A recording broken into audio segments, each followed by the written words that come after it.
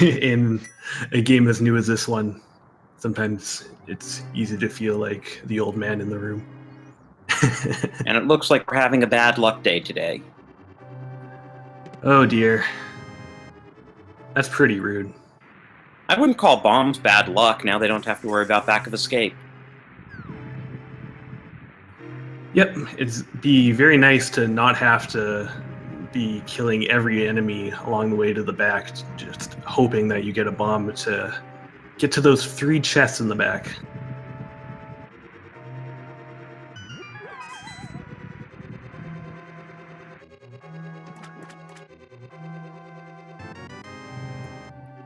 Uncle hands them a sword. What a surprise!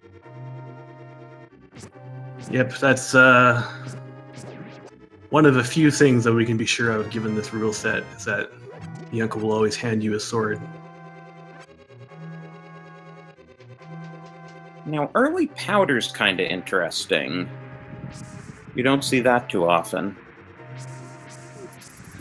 Yeah, this is an interesting item because its utility is more towards the end of the game, when you're going through all the more difficult dungeons rather than at the very beginning.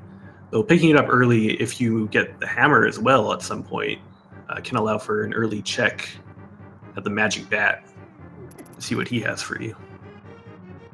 Yeah, I've seen a few like golden seeds where the runners manage to pick up powder, hammer, and bottle before they get to Kakariko, and then do Sick Kid and Magic Bat just while they're going through. It's certainly nice when things can work out that way.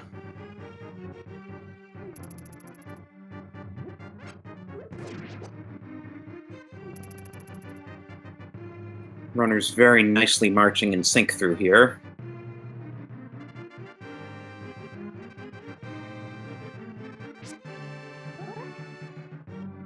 Yep, for the first 6 minutes or so, they'll be picking up the same items, fighting the same fights, and we'll only start seeing divergence once they have successfully escaped the castle.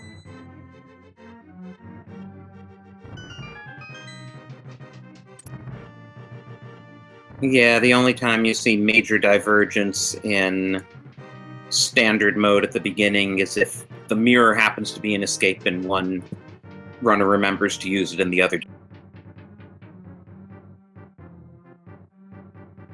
Right. Situations like that just don't come up very often, so some runners are not quite as used to dealing with them, so they just forget that they can save themselves a whole lot of time by doing that.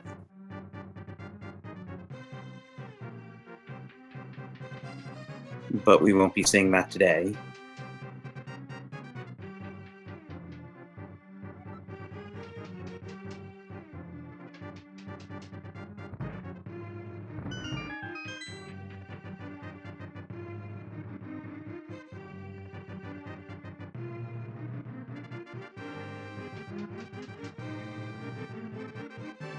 So while the runners are heading to the back of Escape, just a quick recap of their group here. This is Group G, where there are actually a surprisingly large number of games yet to be played, but unfortunately both of our runners here have been eliminated for brackets, so this is more just for bragging rights. There is still a 3-way competition going on in Group G for 2 spots in brackets, though. That's right. In this tournament, everyone in a group is going to play each other 3 times each, and then the 2 players with the most wins after everyone's done all 15 will move on to the brackets.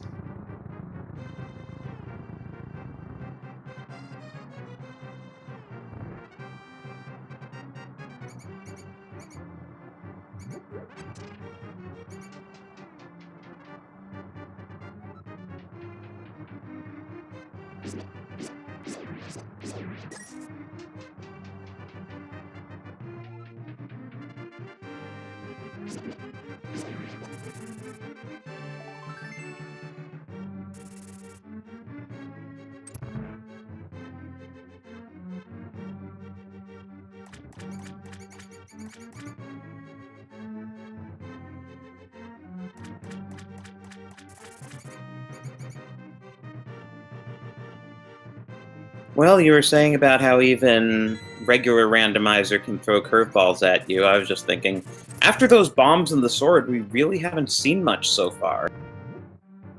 Yeah, oftentimes you'll find at least one or two interesting things on the trek through Escape, and it can sort of get you thinking about what you're going to do once you get out of the castle, but we haven't seen much of that this time. Well, there's the mirror, at least. A little bit late for it to be helpful here, but hey, we got it.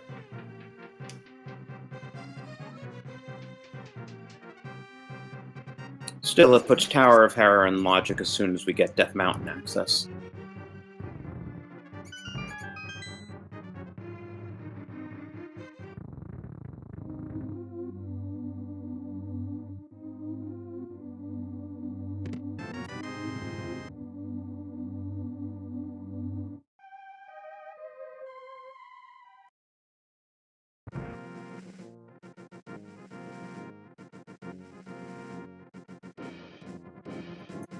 So I still can't quite get used to just how many bombs and arrows are sitting around ever since capacity upgrades got removed from the item pool. What's your take on that? Yeah, it's interesting. Again, it's just going back to the way it used to be, because all those bombs and arrows used to be in the pool back when the randomizer was first starting to get played competitively, but they all got replaced by the capacity upgrades once those were added into the game. And we see the bloomerang in the mushroom spot, and we see the basic tree pull just being hearts today.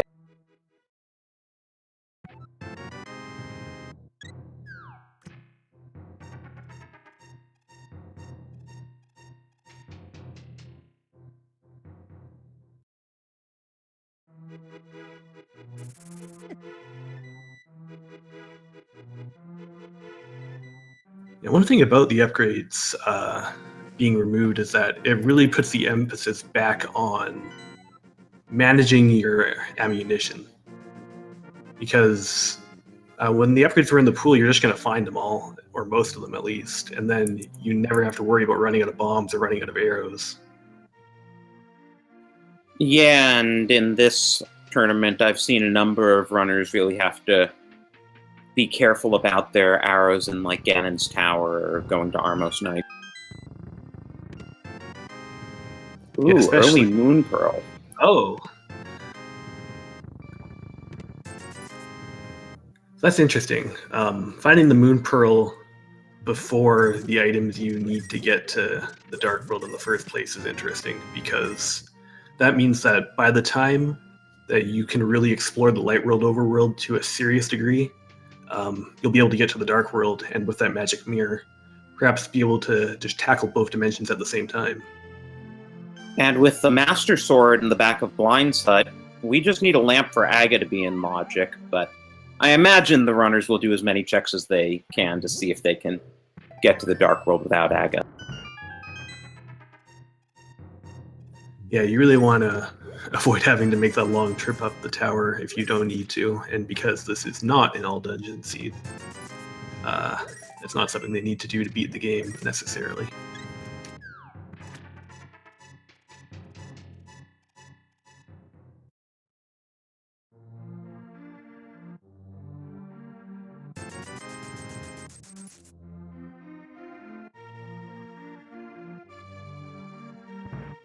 The bottle vendor giving us the swag net that he probably stole from the Vanilla Sick Kid.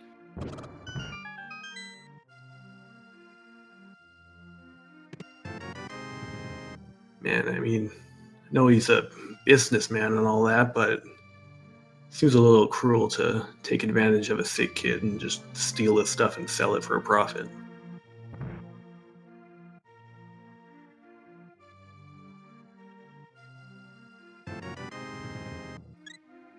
Well, I mean, Sick Kid's clearly got something wrong in the head, like, he's in bed sick, so you show him a bottle, and what does he do? He gives you his heart. My theory is that the sick kid is really scared of bottles. I think he's just gonna get sicker, though, that way. I think they call that flaskophobia.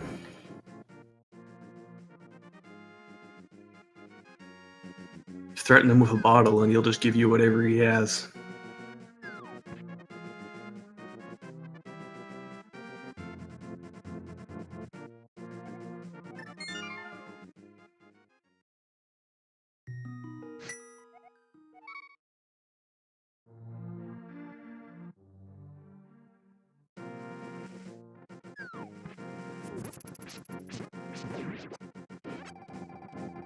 Oh, nice find there of the full magic refill on the guard. Yeah, always nice to get those earlier than later, because the only real reliable ways you have to get a full magic refill like that otherwise is like beating a boss, and you can't quite do that just yet. And it looks like it's going to be fetch quest time. Since we have the powder, we know we can turn in the mushroom immediately. We don't need to worry about the possibility of fake powder.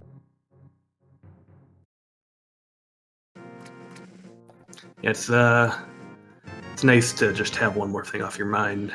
It's never fun to be scared to check a location because you don't know if you're going to regret getting rid of that mushroom later.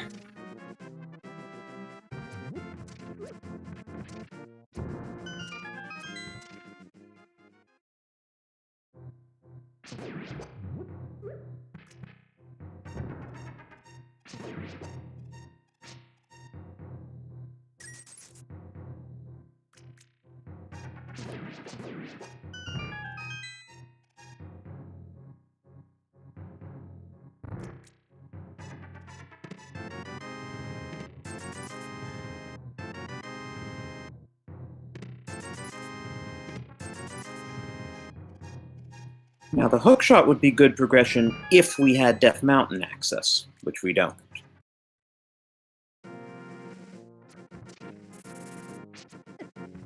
Yes, indeed. It's still a good means of, killing certain enemies, or even quickly stunning them. And it can also be used to pull yourself around if you can find good stuff to latch onto, so they can be used as a sort of stand-in for the boots for movement, at least for a little while. Yeah, as Matt's doing with those bushes right there.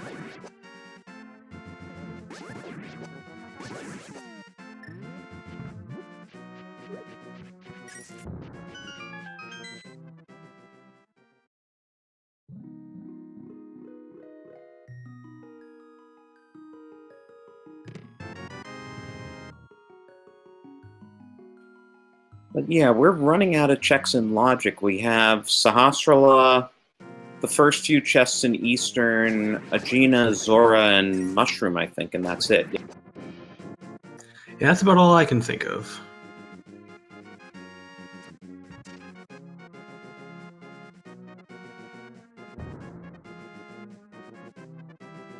Wonder if Matt's gonna try a fake flipper. And yep, there it is. So this is getting to the point where the runners really don't want to see the lamp, because with this few checks left in logic, if they get the lamp at this point, it's almost certainly an Agassiz. Yeah, and without the gloves, you can't use that lamp to get up to Death Mountain.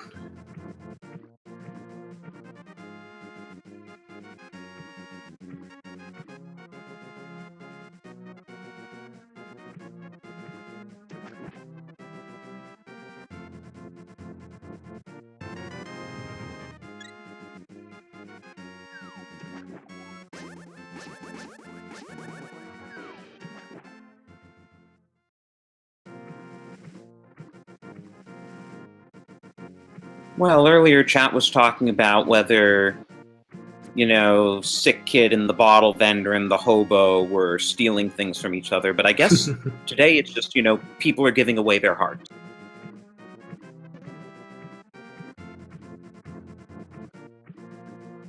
I mean, it's time for the holidays. We gotta share the love a little bit.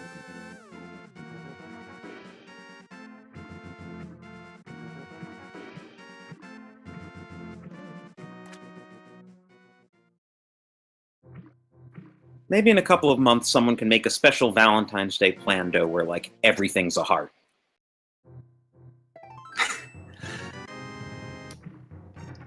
And everything that isn't a heart can be reskinned to look like one. Speaking of hearts, I've never seen that before. What just went on with Matt in Waterfall Cave? He got a fourth piece of heart, and that somehow took him out of Waterwalk mode. That's just a thing. Picking up certain items will break the water walk. You have to go out and set it up again, and getting a full heart container after piece of heart will do that to you. And we have flipper-locked gloves, but that's a very useful piece of information for Matt to have.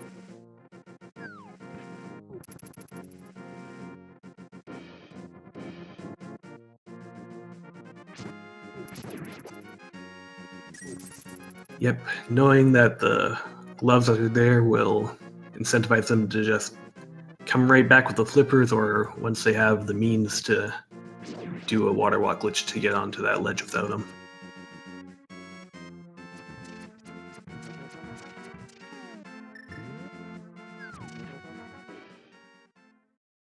Of course, it would be ironic if they're vanilla flippers and Matt was just a little bit short of Zora money when he was up there. I don't know if that's ironic so much as it would just be sad. Something chat wants to see, let's put it that way. You guys are cruel.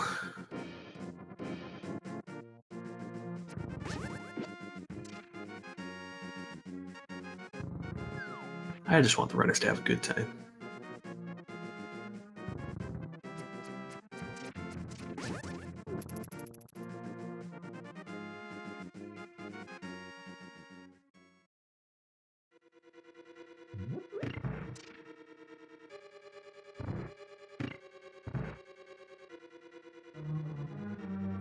So both runners are finished looking around the overworld for now and decided to explore Eastern Palace and see what they can find here.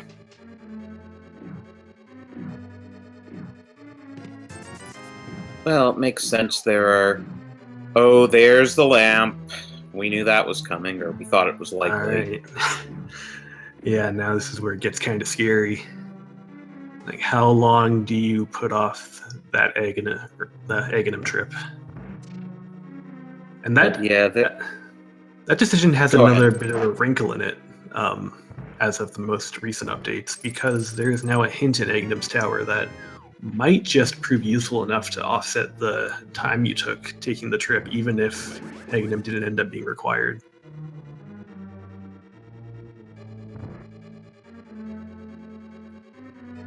Cane of Burna, another nice-to-have but hardly necessary item. It has logical implications for the Spike Cave, but not a whole lot else.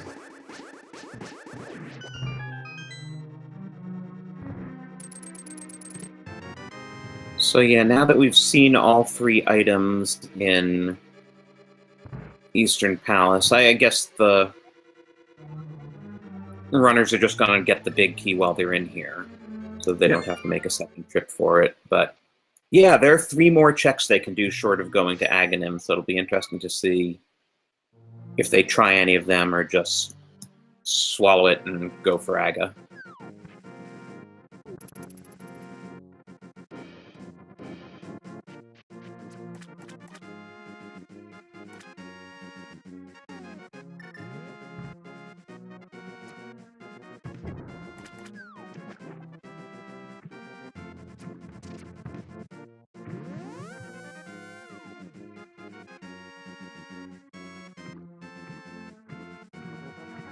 So it looks like Matt's going to turn in the mushroom, and DKS is just going to go straight for Aga.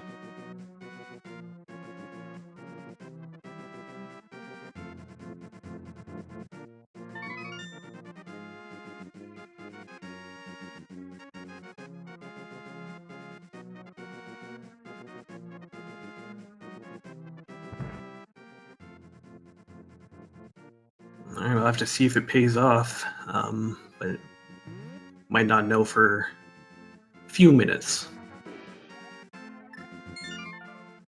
Yeah, and the only alternatives at this point are Zora and Aegina, which are both pretty annoying hikes. And keep in mind that once you have gotten through Aghanim's Tower, you actually have a lot of things to do in the Dark World with the current equipment, because you can use... Actually, no, you can't actually get to the hookshot spot north of Palace of Darkness yet, can you? Because you'll need the glove or the hammer or the flippers to do that, and they don't have any of those. So it's actually just the pyramid and pod, which is still more than there's left in the light world, that's for sure, but it's not a whole lot. And then there's the question of whether pod's bow-locked or not. I feel like more often than not, you're able to get into the back of the dungeon without a bow, but there's still that possibility for sure. You can just get basically turned away at the front door with a consolation prize that may or may not be useful. And sometimes that one item in the front is the progression item you need.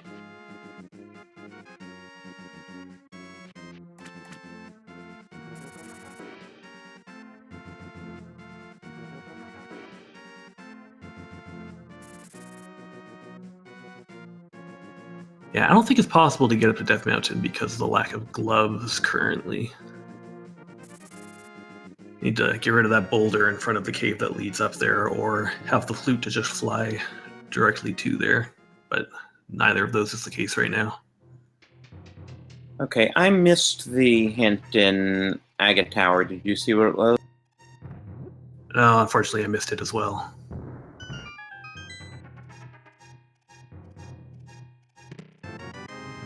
And there's progression.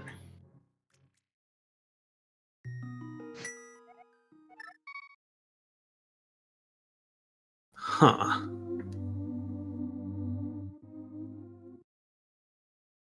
So yeah, speak of the gloves. So yeah, that opens up Death Mountain, which is huge. Now all of a sudden, the Aghanim blade is looking a little less valuable. Yeah, there are 11 items on Light Death Mountain plus 2 in Tower of Hera that we can get right now.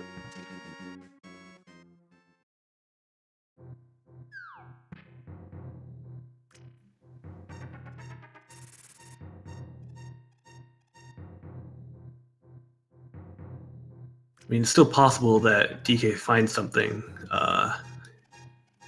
in the part of Dark World that he'll be able to explore, but it seems less likely at this point.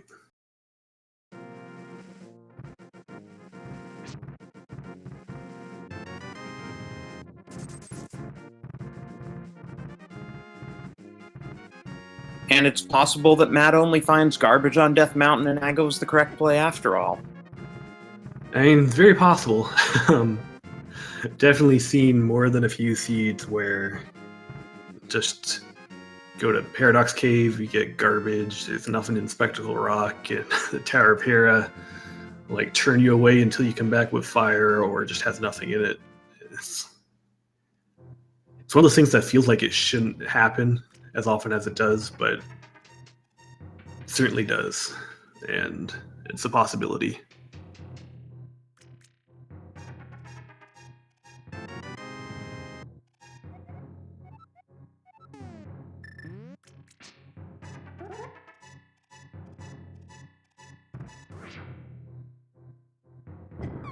Okay, I was reading the hint and I missed most of the map check. I think I saw a regular crystal in Thieves Town and a 5/6 crystal in Misery Mire, but I missed the rest of it.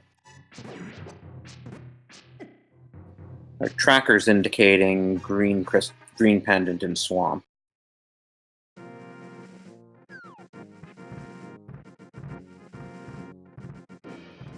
Yeah, so seeing Swamp as a pendant always makes you think that we might not see the flippers for a while. But we do know that the mitts are there, so they're going to need to get them eventually to beat the game, even with Swamp as a pendant. Oh, sorry, is it Skull Woods? Wow, my mistake. Swamp is also a pendant as well. Yeah, and the Eastern and Ice were regular crystals. I see. Right, well, everything else has to be a regular crystal because we've accounted for the 5-6 crystals in the pendants. Right.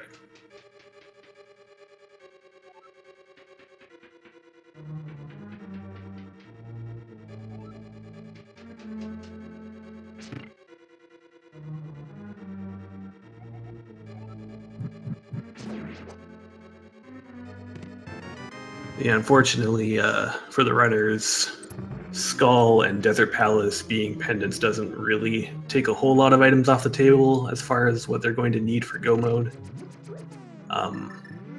But Swamp Palace is always one of those ones that I like to see not be required. Though, of course, it just becomes a little bit scarier because there are quite a few items there, and it can take a while to get through if you don't have a hint saying that you can skip the left side. And looks like DKS is going to use the bottle glitch to continue through Pod. But we also know that since logic doesn't expect you to be here, you might luck out and find something that can help you progress, but logic doesn't expect you to get your progression here. And unfortunately, DKS didn't quite do the bottle glitch right, it looks like. Yeah, it's not as far as timing goes, it's not a difficult glitch to do, but you have to be careful with the positioning. The positioning is a little tricky. You move a little bit too far left, and then it just breaks, and you've wasted your potion for nothing.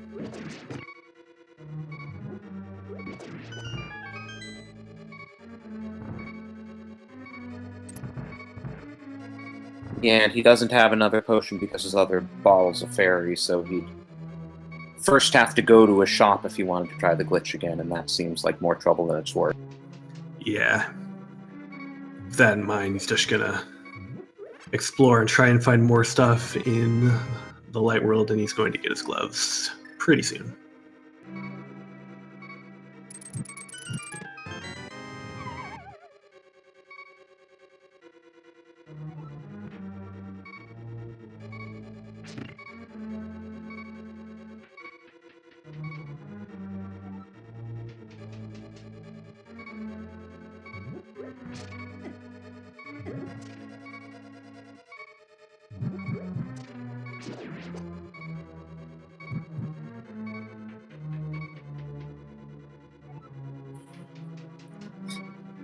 DKS realizes what he just found. Single raid slash.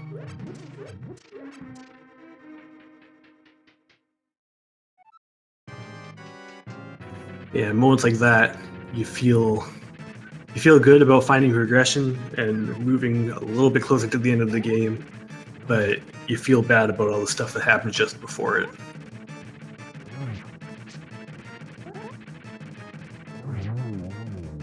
Matt makes nice short work of Moldorm there. Yep, pretty clean fight. Get those Master Sword spins in, and as long as Moldorm doesn't decide to troll you too bad, it'll be over quick. And he gets his first crystal at 29 minutes in.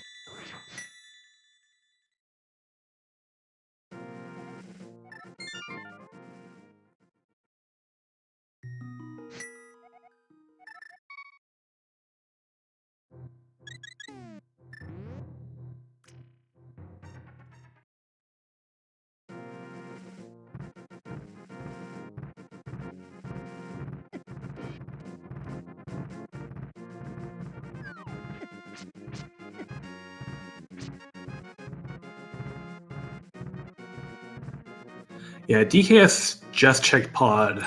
There was no way for him to get to Catfish without the gloves or the flippers or the hammer to get around the little blockade between the pyramid and Catfish.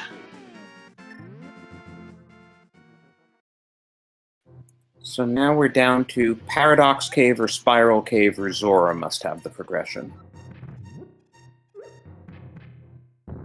I mean, that's not necessarily true, right? Because what if all of those don't have progression? Then you can take your glove, take your hookshot, and explore the rest of the Dark World via the Aghanim portal that DKS opened up. Oh, right, I forgot they now have the glove, so they can go through there.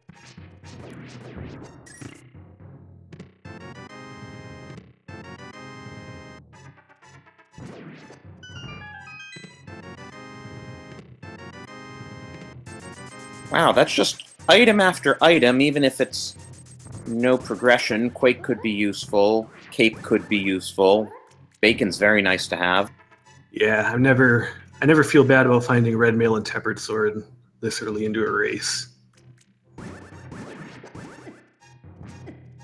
Not a lot of progression, but a lot of good stuff.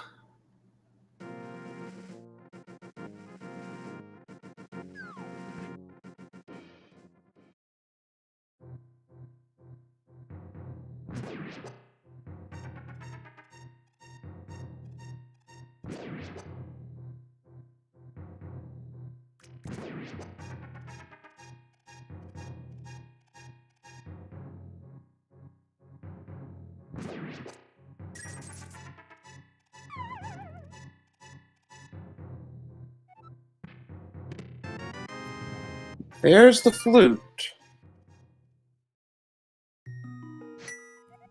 Interesting. So we knew that was something they were going to need to get to Misery Mire, and we know where the myths are even if we can't get to them yet. It also makes it a bit faster to get back to Zora if we want to check her just to exhaust all possible options before fighting Ag. Certainly a good thing to have.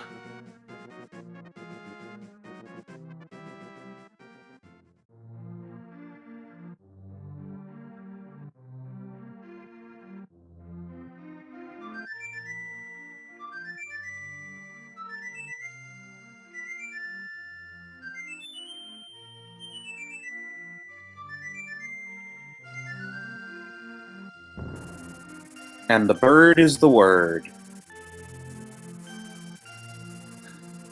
It makes a lot of sense that Matt would want to activate the flute as early as possible to get the most value out of having fast travel.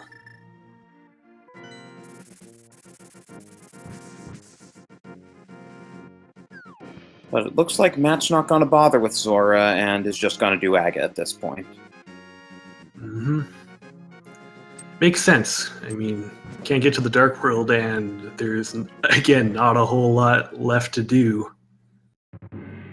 Right, the only real risk at this point is vanilla flippers. Otherwise, this is basically the play you have to do. Yeah, flippers, hammer, even boots would open up one or two locations and also allow them to do a water walk glitch to get the mitts, which would be interesting.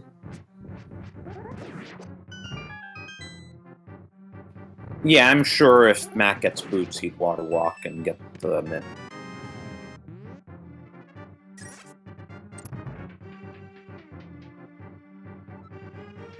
Yeah, either way, both runners ended up opting to do Aghanim, so any disadvantage or advantage that DK would get from doing the tower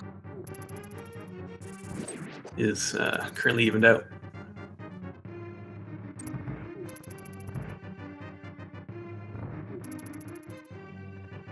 And we'll eventually find out whether it was the right choice or not, because I'm sure when they go to Zora Ledge to get the mitts, they'll also check Zora. Right, it only makes sense.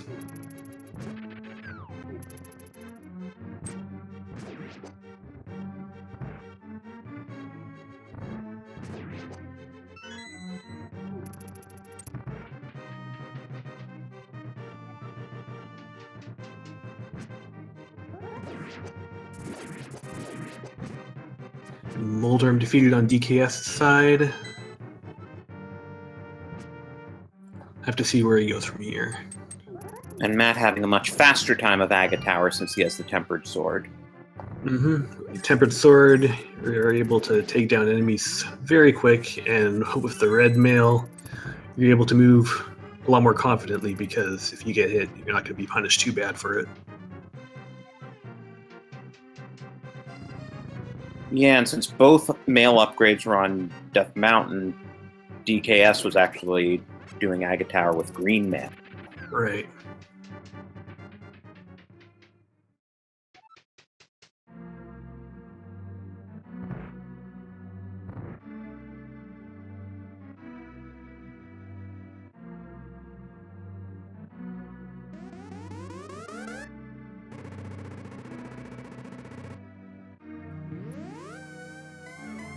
Well, since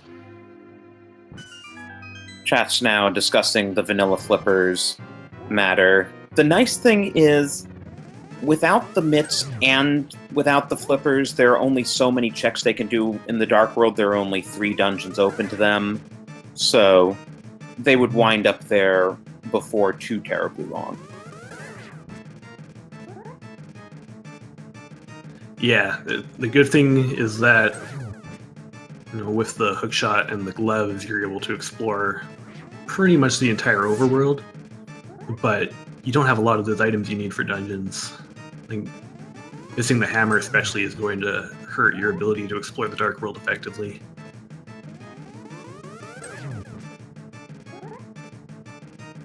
Not having bits is not a small inconvenience either. But that fire... Oh, the ice rod is on the floating island. I didn't notice that before. Oh, that's interesting. So yeah, we know where the mitts are. Once we have the mitts, we'll be able to pick up the ice rod. And once we have the flippers, we'll be able to pick up the mitts. I was going to say, though, that with the fire rod being in the shooter room chest and pod, Skull Woods is full clearable, even though it's a pendant. Yep, it's a pendant, but it is 2 items. You never know what they are until you go check. And it's a green pendant, so there's the 3rd item on Sahasrara as well. And DKS picks up the flute. Oh, and Matt has the mirror, so he's probably going to check Catfish and Zora right now at the same... No, he's going across. Yeah, either way would have been good. I think you can make an argument for either move. Given that you know you're going to be coming back to the Zora area to get the mitts later anyway, he might just wait and do that exact move later on once he gets the flippers.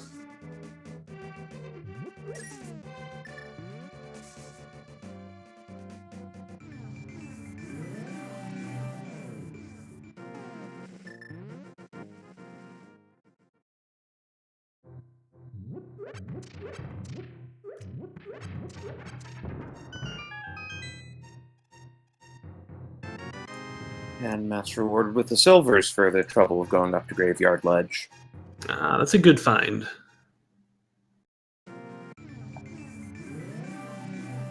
It's one of those places that, you don't know if the other runner is going to check or not, but in the case of this particular seed, if DKS ends up getting funneled around the same counterclockwise route around the Dark World that Matt's taking, it's a little less likely that you'll just skip it entirely.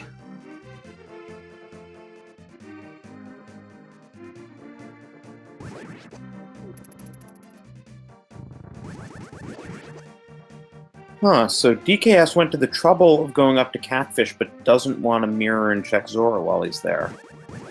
Wonder if he forgot he has the mirror? I don't think he forgot, but he might just be hedging his bets a little bit. Again, just deciding not to spend the time to take that really slow slog through shallow water, dodging fireballs, when he knows that you're just going to have to come back later with the flippers. That makes that whole sequence a lot faster anyway. I don't think DKS knows the second glove upgrade's up there. Oh, you're right. He never went up there, did he? He went straight to Ega before that. That is interesting. Right, so if he had taken the slog, even if Zora doesn't have anything, he at least gets rewarded with the information. And Matt just found the bow in Skullwoods. And that's pretty big. Eastern and Pod are both crystal dungeons. So that's a lot of crystal dungeon that he's able to explore now. Even though he doesn't have the hammer There's the finish pod. flippers. Oh, there we go. So Skullwoods is the place to be. And very lucky for Matt that both of those two were in the front since he never got the fire rod out of pod. Yeah, no kidding.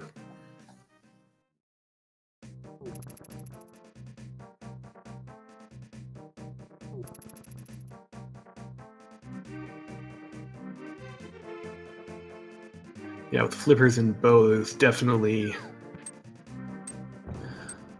a lot more of a direction for Matt now. He's got some idea of what he needs to do next. And it looks like he is heading in that direction right now.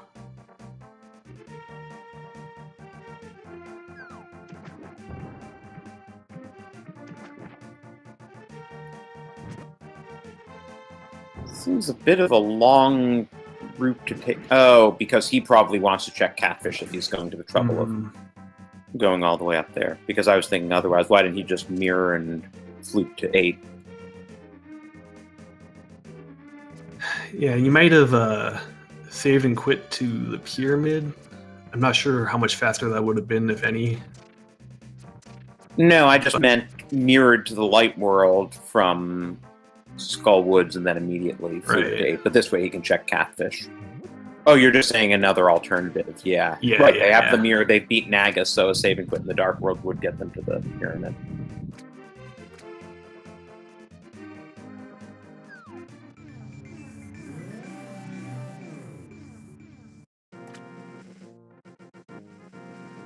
So yeah, Matt's going to be unhappy with the bombs, but that's not what he came here for.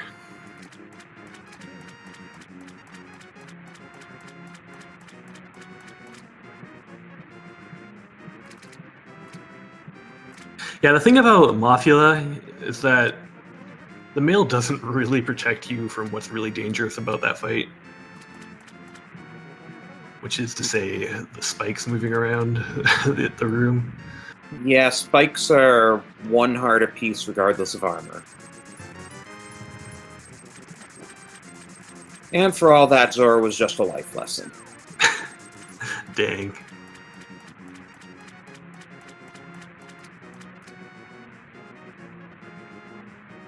That's okay. Once again, it's not what he came here for. He's going to get those mitts, and his options are going to open up just a little bit more.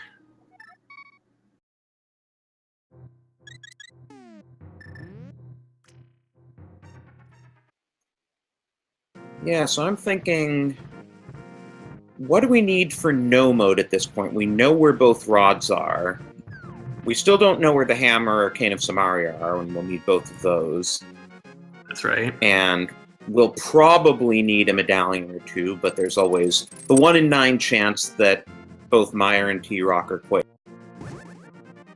Yeah, I think once we have the hammer, once we have the red cane, and we know what the medallion situation is, I think that's all they need.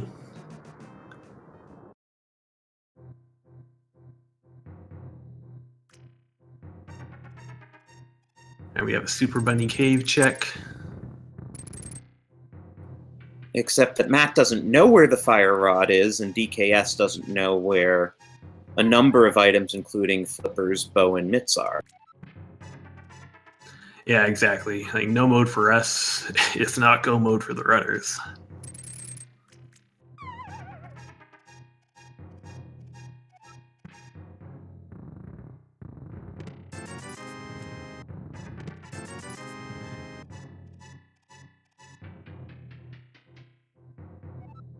Just money in Super Bunny Cave.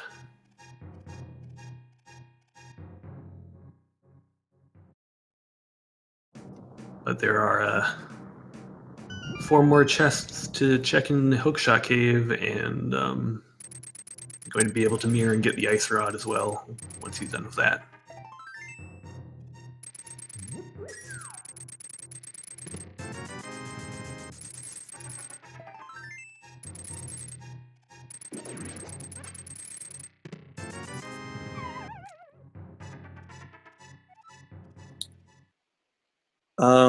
Did Matt not see that the ice rod was on the floating island there? I wonder. It's entirely possible that he might have just forgot to check it out. Now he's checking. Okay, that's good. As long as he remembered. And now he's going back for it. Quite understandably. Even though you're not going to have much of a use for it right now, I mean, you're right here. Might as well do it now.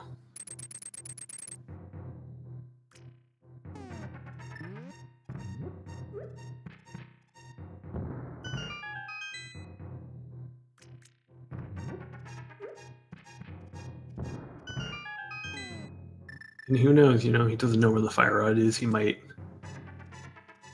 he might decide to use that on Lenmola if he doesn't want to use silvers. I don't know. Okay, DKS now picking up his bow. I'm sure he's relieved to see that.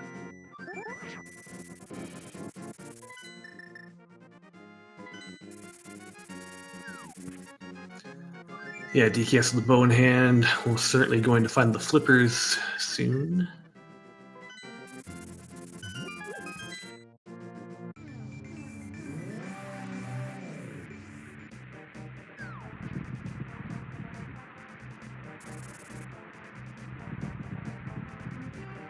Yeah, we're going to learn about our second medallion.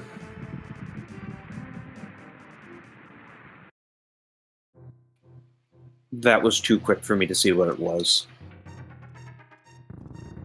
Yeah, same for me, unfortunately. But Bombos there will open T-Rock.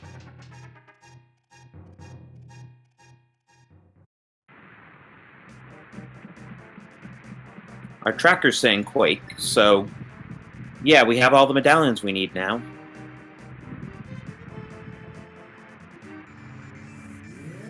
Do we have Bombos?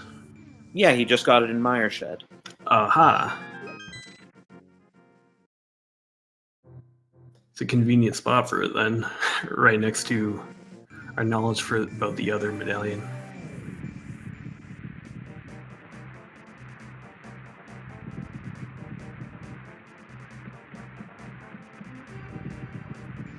Now, if you want to be trolly, the trolliest thing would be a French vanilla hammer at this point. Right. Because you can't put that hammer on the pedestal. And I'm sure the runners are putting off pod until they get the hammer because they only want to have to take one trip over there. Yep, the good old vanilla or French vanilla placements. Meanwhile, Matt's finding out the desert is boots locked.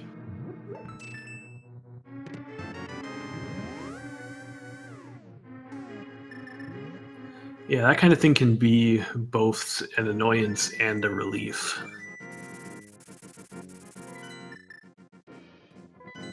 Looks like he's going to do the Village of Outcasts and Thievestown checks. And DKS is now going back to pod. Cool. Yeah, this is something I wanted to see. This will be this could be a very defining moment for how DKS approaches the rest of the seed, depending on what he finds here. Because as you mentioned, there's a lot of disincentive to go back because you don't know where the hammer is. But on the other hand, it's very likely that there could be something good here because there are 4 items remaining in the dungeon that he doesn't know about after finding the fire rod there. And since chat's mentioning the PED now, the only way this could be a PED seed is if Kane of Samaria is on PED, or if somehow Cane of Samaria is locked by an item on PED, but I'm not sure what that item would be. Yeah, I don't even think that's possible at this point. Unless, I mean, I guess the shovel could be there. as Or well, you but could have book pick up on the PED cane. and Cane of Samaria on a tablet. That's true, yeah.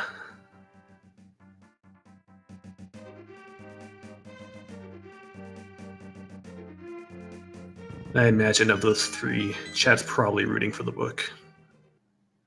Always nice to see the paradox message.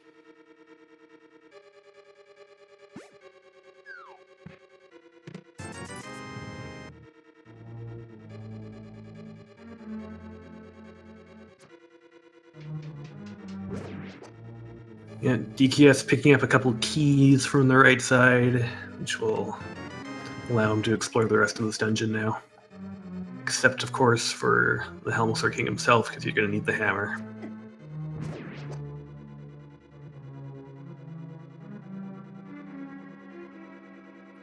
But with the lamp, everything else is fully in logic, too.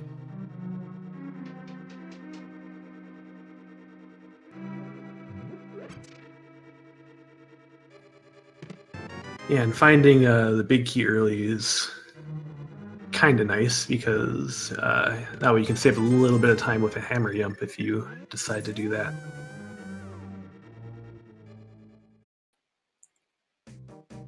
So I guess Matt doesn't want to go to the back of Thieves until he has the hammer and can be assured of doing all the checks back there. Yeah, it's a safe play, because if you decide to go through that, like, you're just not going back until it's absolutely necessary.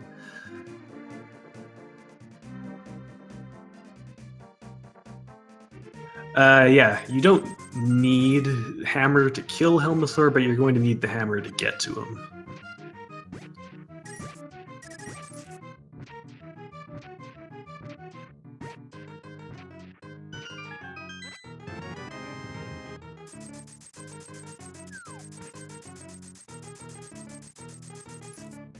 So I know DKS checked Stumpy and there was nothing on him. Did he remember to check Cave 45 while he was over there? I want to say he did, but I can't remember for sure.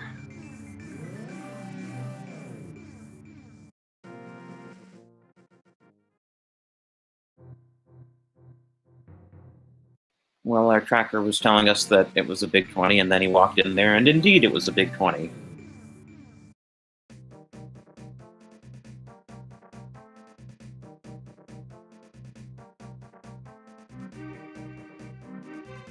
Imagine you do the blacksmith quest now. Yeah, with digging game out of the way, there's not really anything in the way that would make you not want to do that. And indeed, picking up that boulder, rescuing the frog.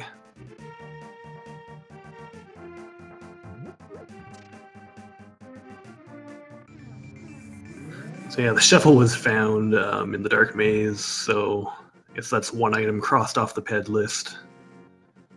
But we do know that Helmosaur doesn't have an item. I think all of them were found. And there's the hammer! Oh boy. I mean, there are 4 other hammers on that screen, I guess. It's pretty appropriate that you find the hammer there. Yeah, the dwarves are just like, here, take the spare one. We got these new, shiny, larger ones. You can have our hand-me-down.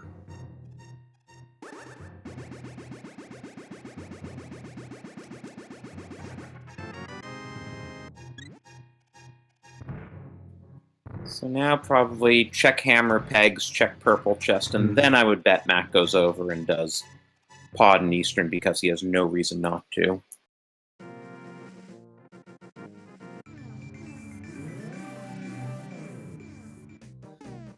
So yeah, as Chad is pointing out, you're going to need the mitts in order to get the hammer, which is good news for DKS because he's it's going to be bottlenecked.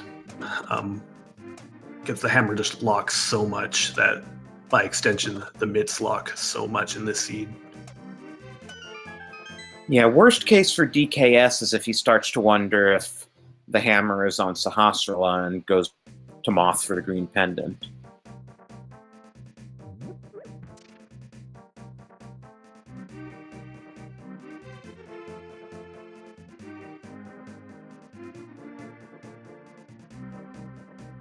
But yeah, right now, we just need to know where that cane is before we, the commentators and audience, know where everything is. If Matt finds the cane soon, I mean, he doesn't know where Fire Rod is yet, so he's not in go mode. And if dKs finds it, of course, he's got to find those mitts, and he doesn't know where they are yet. And the cane could be anywhere except Turtle Rock, GT, Vitreous, and Pyramid Fairy. Mm-hmm.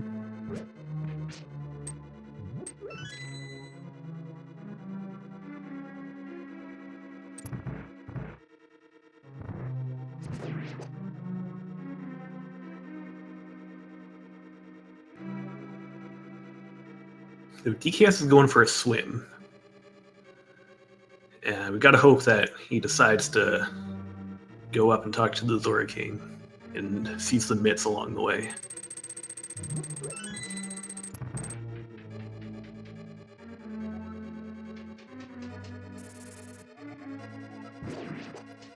A unique item is in Skull Woods. I'd say 2 unique items are in Skull Woods. Thanks, game.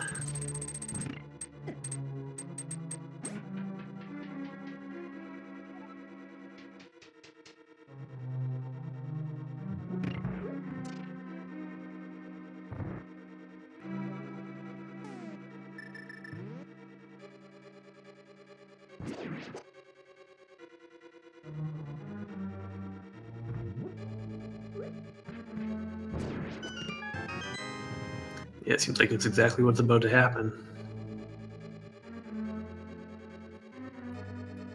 dKs is certainly going to be learning about the mitts soon. And for all Matt's worry about not wanting to do the back of Thieves Town without the hammer, unless the chest next to Blind has the key, he might not even be able to get into the big chest room. Yeah, another of the more recent updates to the randomizer is that small keys and big keys, if they're not necessary to complete the dungeons, can be locked in places that you can just make them inaccessible, depending on how you spend your keys.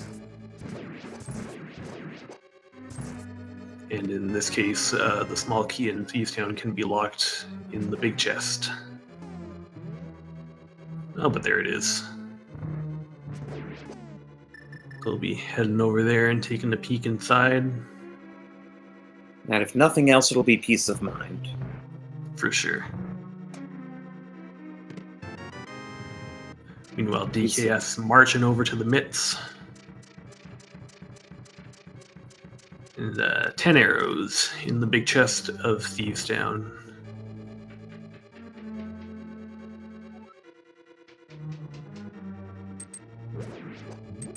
So yeah, nothing important, but at least he doesn't have to worry about it now. I think we've only seen 3 items, though, so Blind will have one.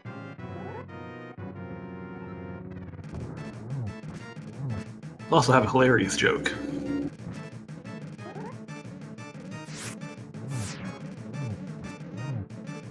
That one was so awful it took me a few seconds.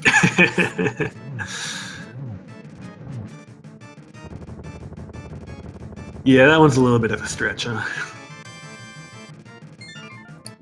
Okay, I miscounted. Just a burrito on Blind.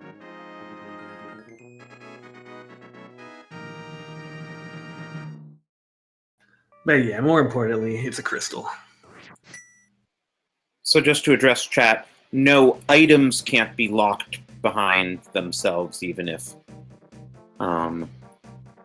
they're not required. So you would never see the flute and mire. You would never see boots and bonk rocks. I don't think you'd even see the shovel in the shovel spot. Yeah, there's been talk of beatable logic, and for a little while when entrance was played using a standalone tool, that was something you could do in entrance randomizer. So it's not something that's officially in the logic yet, but there's been a lot of talk about it. Shovel and Mushroom could be interesting if they added those that way, though, because they have no other use than a fetch quest for a single spot. So it wouldn't take anything away from the game if you put the shovel in the shovel spot or the mushroom in the witch's hut. Well, there's no other logical use, I guess, but having both of them can be helpful in certain situations because the mushroom allows you to fake powder, which I mean can save your life if you really need a fairy. And having the shovel can again save your life if you run out of arrows in Ganna's tower and need to dig around outside to find some.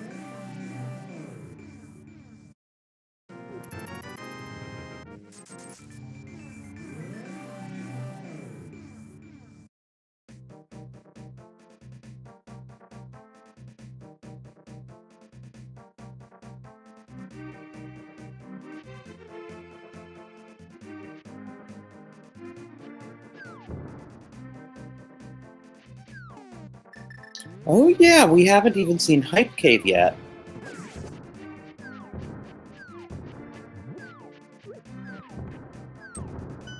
That's actually one I have a bad habit of forgetting about when I'm playing. Yeah, sometimes I feel like that's a bad habit that I need to develop a little more. Is to forget about Hype Cave. Because it's not that hype. Not today, at least.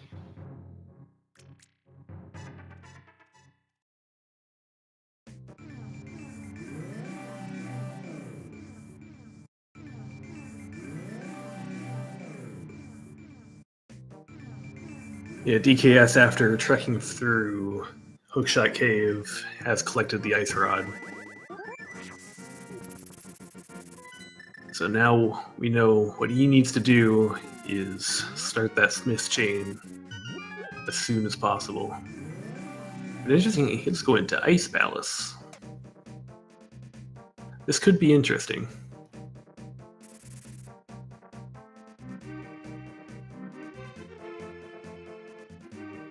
Thanks, game. I don't think we'd found the Moon Pearl yet. That's dumb.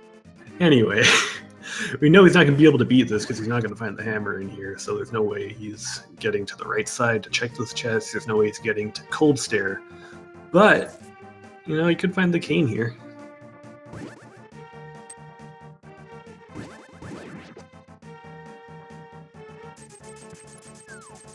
Well, he just has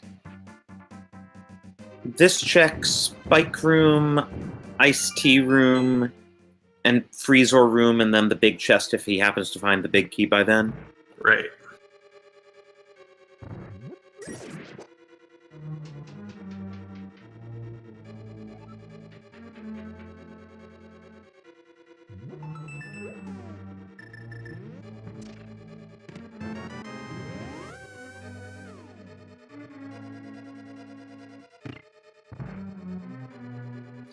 Alright, so Matt has found the fire rod in Palace of Darkness here, so that's a big piece of information that he was missing that he now has.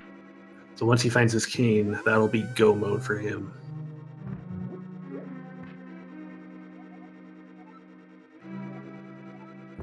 And This yes, go ahead. Assuming, of course, that the Gannis Tower big key is not on the torch.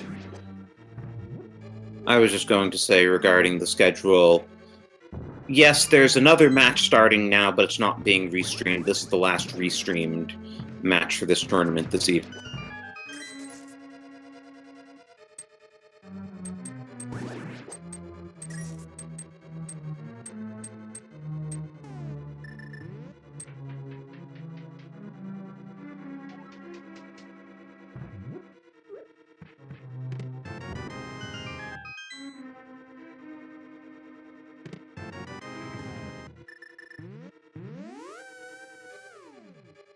So dKs is doing the Ice Palace bomb jump, which is definitely the play you want to make at this point. Even though he doesn't have the hammer to beat the boss, we know he's not going to find it. He doesn't know he's not going to find it here, and without the red cane, if he were to find the hammer here, that would have saved him a lot of time.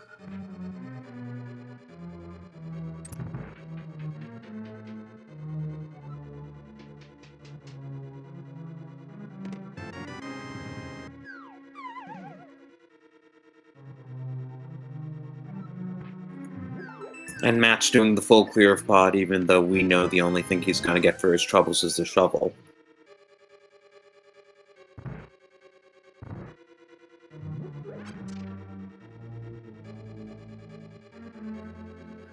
Yeah, definitely watching close for that third item in Ice Palace.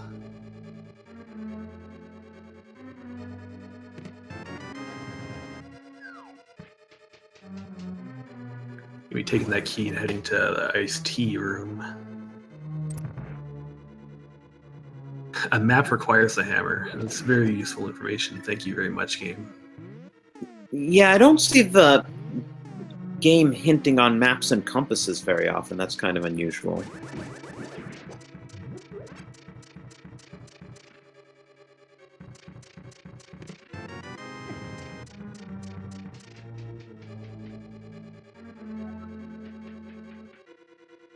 dKs is going to refill his life with powdering a bunny beam hidden underneath the skull.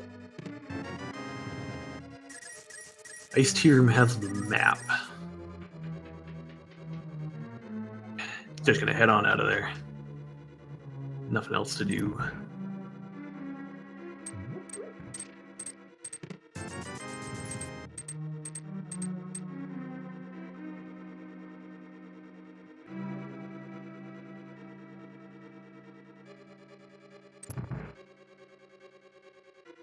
Well, dKs is now going to get his bombos at least and know that he just needs the cane for Turtle Rock. Well, he still needs the hammer for Turtle Rock. I can't even get into Turtle Rock with a hammer in this mode. Wonder if we're going to see the Meyer play. Imagine that, a mode where the requirements are like the game intended it. Again, pretty nice to be calling a bit of a throwback race like this.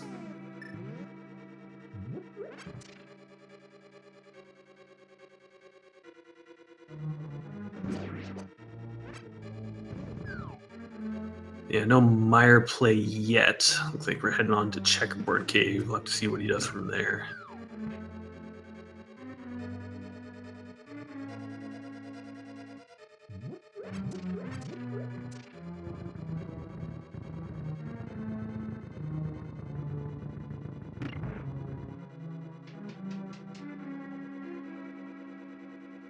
Heading back into the portal, so I guess this is indeed going to be a Meyer play. Go first to Desert Dip. Desert Palace. Yeah. We know he's only going to come away from there with a compass.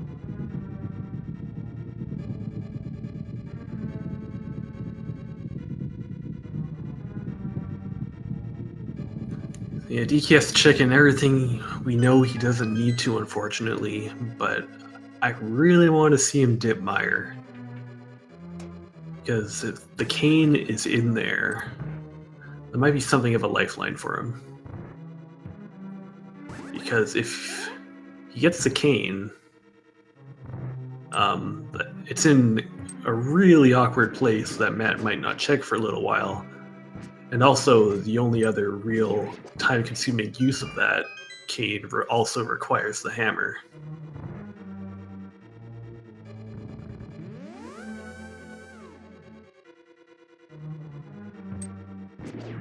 Well, here he goes. Yeah, this is going to be really interesting. I also realized that once Matt picked up the fire rod, he is just cane away from go mode, and he knows he's just cane away from go mode. Yeah.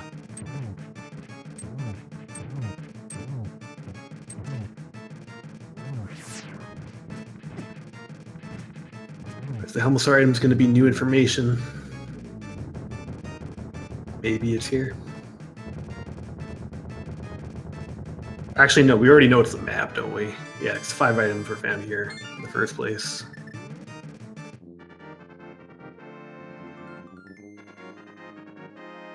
Yeah, just the map, but it is a crystal. That's further progression to goal. The Mad's doing what you need to do in this game. Just clear dungeons when you can, get those crystals, because that is the goal of the game, and if you happen to find the stuff you need along the way, then great. Though he knows he's already gotten all 3 items out of Eastern, so he's just coming back in here for the crystal. There's going to be no better time to do it than now. Oh, certainly. It's always nice when you can pair a pod in Eastern.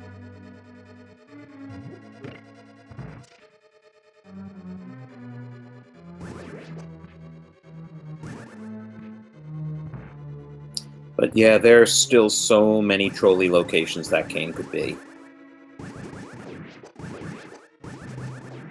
Yeah, that's the thing about the cane, is that it is simultaneously really important, but also doesn't lock a whole lot. So that combination means that it can be in a lot of places. It's a very hard item to reason about, in the same way that the bow is.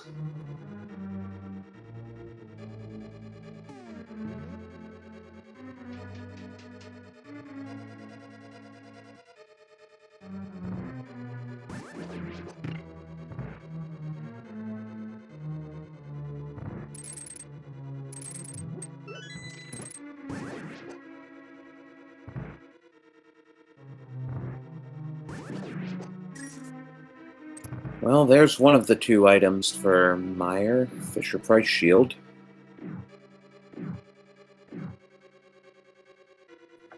Yeah, not that helpful this late in the game. For the most part, that item's a good thing to have when you're exploring the overworld and you can deflect minor projectiles from enemies. In the dungeons, you really want that red shield.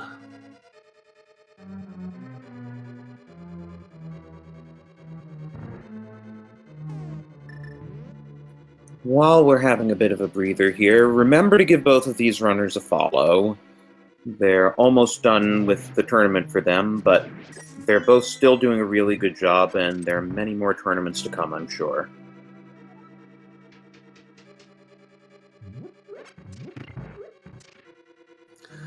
Yeah, let's not forget that getting into this tournament meant that you were one of the top 96 players who attempted qualifiers, and given how big this game has gotten, like, that alone is an achievement. Yeah, very different from when we had 512 players doing Swiss in the spring tournament. That was something.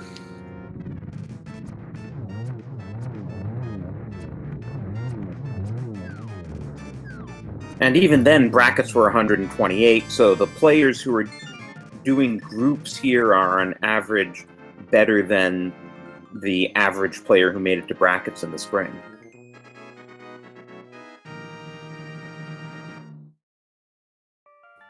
Yeah, Matt with a very efficient clear of Eastern Palace. The Silver's making quick work of the Armos Knights, getting another crystal. That's 4 crystals down now. And 1 more that he's able to get with his current inventory, and not coincidentally, that is where he's going immediately. And since he has the hammer, we'll actually get to see what the other item in here is. Mm-hmm.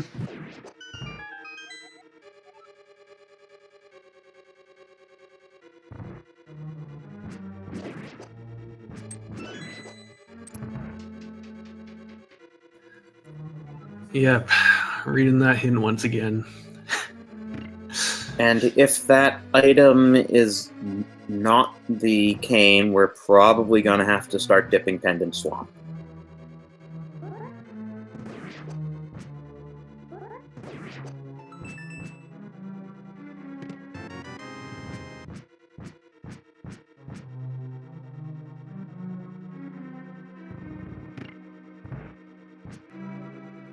Yeah, DKS currently going through Thieves Town, which we know is not the answer, but something that he's got to do. Unfortunately, we know that he's going to be leaving behind an item in the big chest, which, as we know, is just 10 arrows, so it's not something he's going to need. But because he doesn't know what it is, it's going to be a little bit of a source of anxiety for him. Especially if he just like goes right on over to the smiths right after this and picks up the hammer. He's got to wonder, oh man, what if I needed that?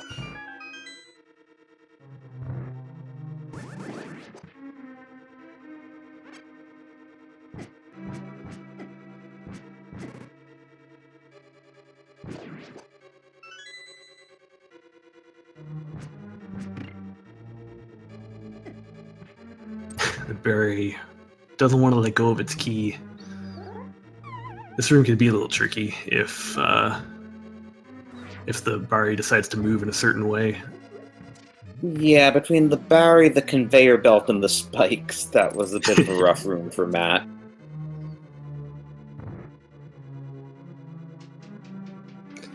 Yes, a common thing with a lot of rooms in the Dark World dungeons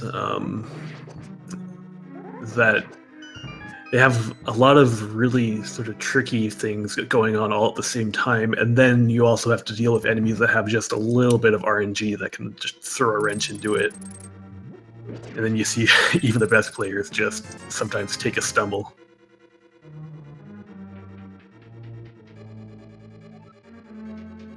It's one of the things that keeps this game interesting. So now we're gonna get our first hammerlock chest check in ice. This is important because if the cane is here, this is something that DKS is a little bit disincentivized to go right away.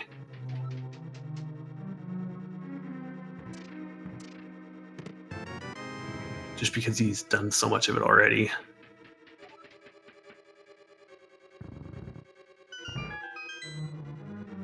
And the big key was found on the right here.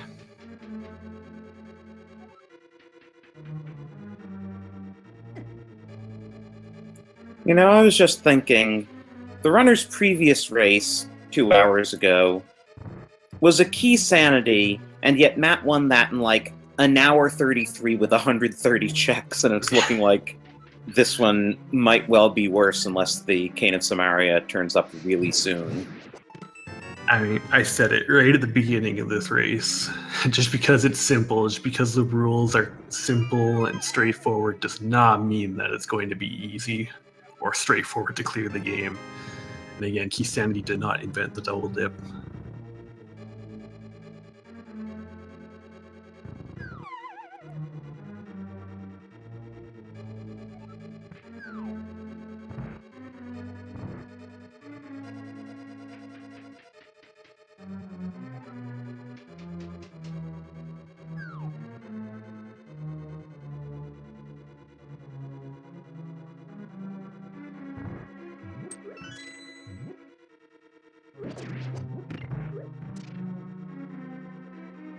So yeah, Matt's gonna go a long way around to Ice Tea Room.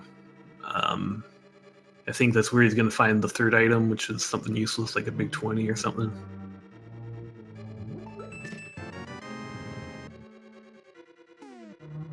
And from there, there's nothing left to do here but Cold Stare. Oh, there's a map. I see. If I was counting right, I think Cold Stare's gonna have a small key on him, which means that logically you're expected to have the Cane of Samaria to fight Cold Stare. Yep. Not sure there's much else you can say about it though, because the reward for Ice Palace is just a regular old crystal.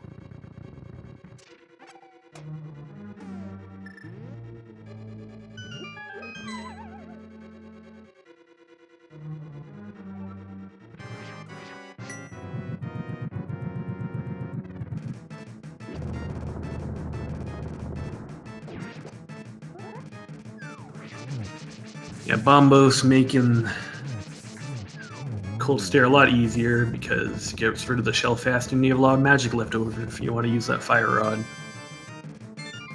Oh, so I guess we hadn't seen the third item in Ice Palace for all that. I guess not.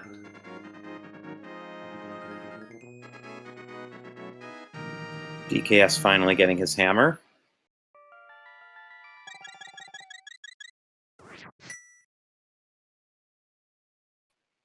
So the whereabouts of the cane is still a mystery.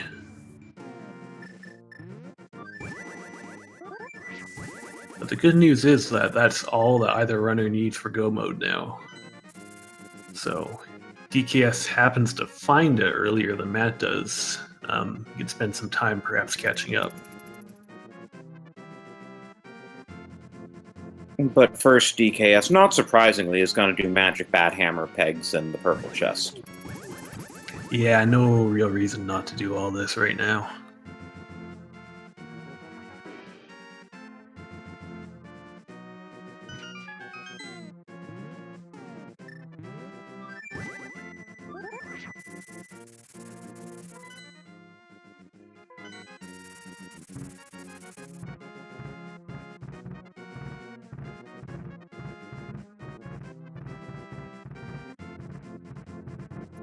So yeah, both runners are now cane away from Go mode.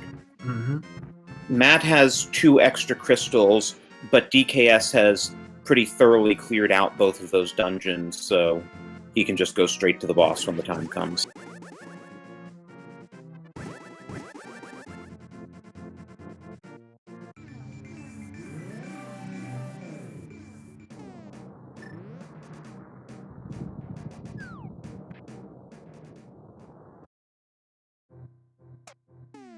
Yeah, Sports Savvy points out in chat,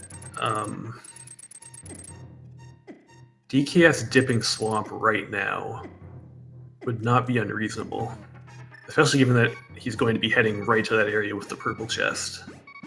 There's a lot of items there. And statistically speaking, Swamp's probably the most likely place to have the cane at this point. Yeah, we have checked so much of the overworld. The dungeons that we haven't cleared, we have just seen so much of already.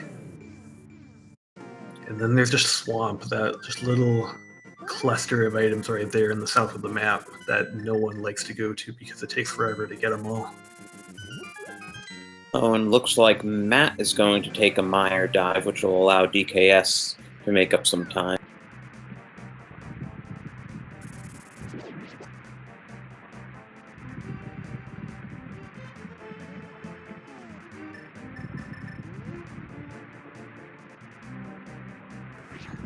Yeah, Matt hoping for vanilla or French vanilla cane, and it's not really a terrible thing that it's not going to work out either, because the way Mire is, it's really not that long to just take a straight line between the front door to Vitreous.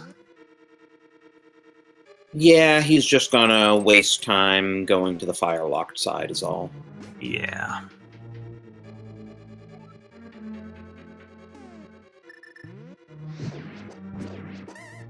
Yeah, the pedestal is not dead yet.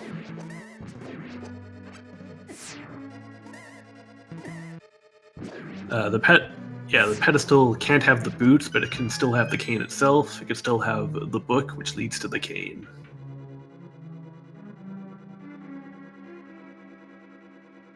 And of course, because nobody knows where the book is yet, we don't know what's on the pedestal and have no way of checking. But the pet is boots locked because Desert's a pendant. And boots. Mm-hmm. The big key of Desert Palace is sitting on the torch in there.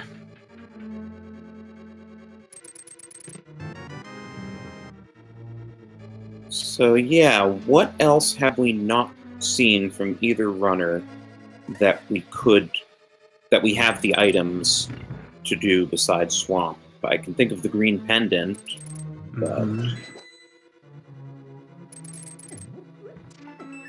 is that it? I don't know.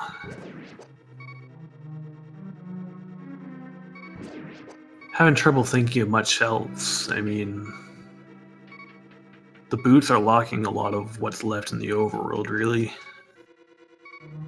And of course, Desert Palace as well. Right, so basically between Swamp and the Green Pendant, we basically have to find either the cane, the boots, or the book.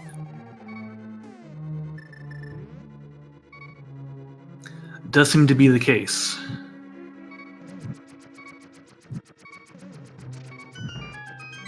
Even though both runners right now are retracing each other's steps, it's not going to be the case for too long. Yeah, they're getting close to exhausting everything.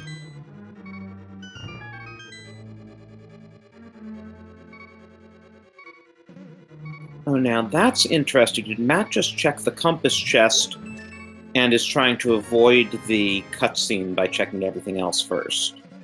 Yeah.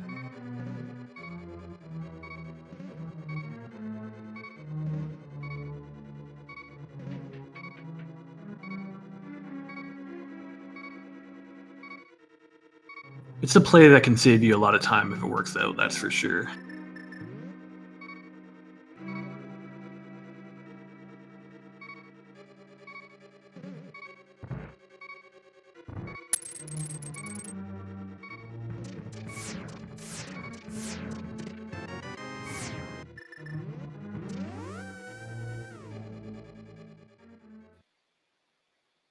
Well, and I guess it did work out. He's now gotten 2 junk items and is, I'm assuming, doing Swamp because I'm really running out of ideas otherwise.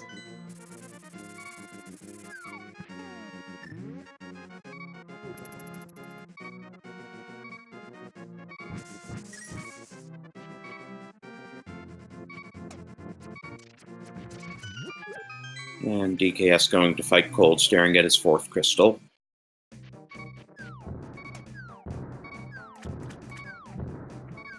Alright, so Matt taking the warp here. And heading south, so it looks like we're probably going to be seeing Swamp. Imp getting the mirror out. This is what's happening. Or else he's just pulling the dam for lulz. You never know. I mean, anything's possible, I guess.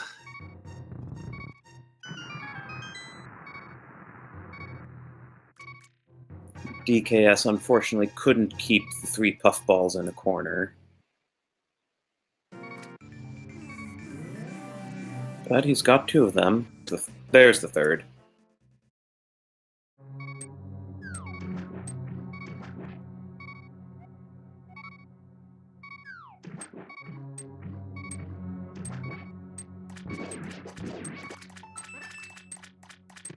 Shield requires the hammer. No, with all these hints, it's making it sound like the hammer wasn't really that important after all. I don't even remember where we found the 1 shield we have. I can't remember either. I think it might have been on Death Mountain somewhere. Was it, was it Meyer? Alright. Oh yeah, I think it was in the compass chest in Meyer. Yep, makes sense.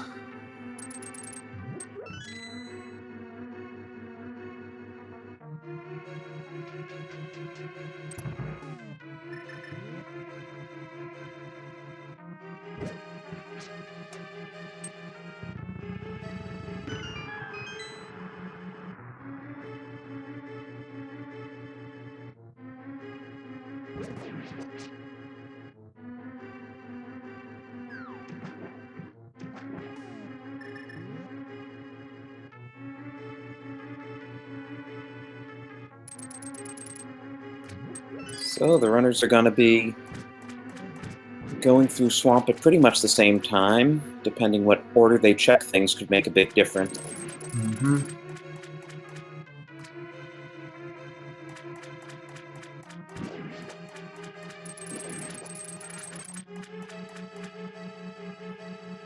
Yeah, Matt's on the route that you pretty much have to take at the start, but after There we go. Oh!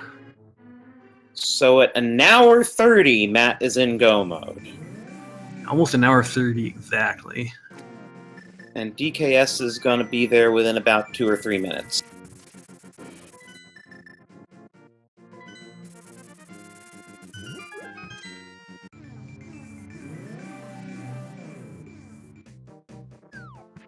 So now, unfortunately, I think it would be difficult for DKS to catch up. It would take some actual mistake by Matt.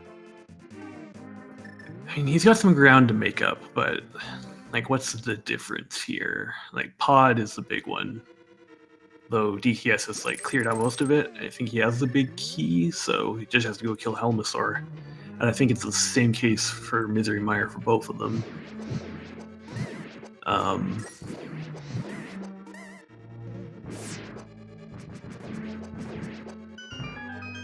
I don't think it's a huge gap between the two, but there's also not a whole lot of game to go. It's close enough that if they take different routes in GT Basement and DKS gets lucky with the big key, he could totally catch up.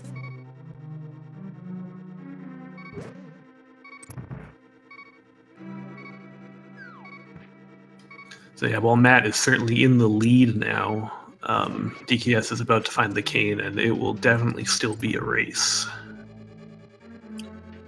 Yeah, so he'll be entering go mode not quite 2 minutes behind Matt, and he'll have to finish Pod. Yeah, and a Pod check just to kill the boss is only a couple minutes at most.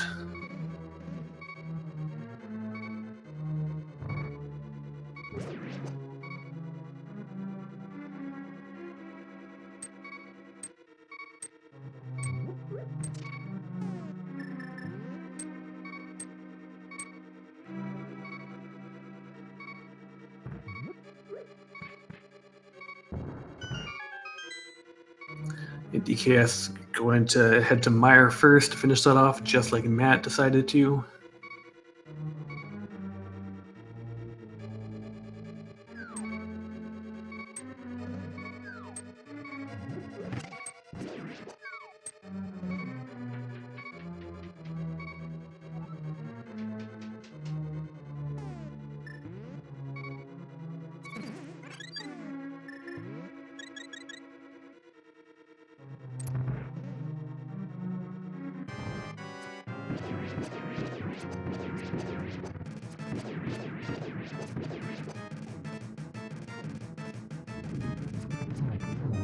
And the silver arrows are going to end Vitreous' life pretty quick, with some good shooting from Matt.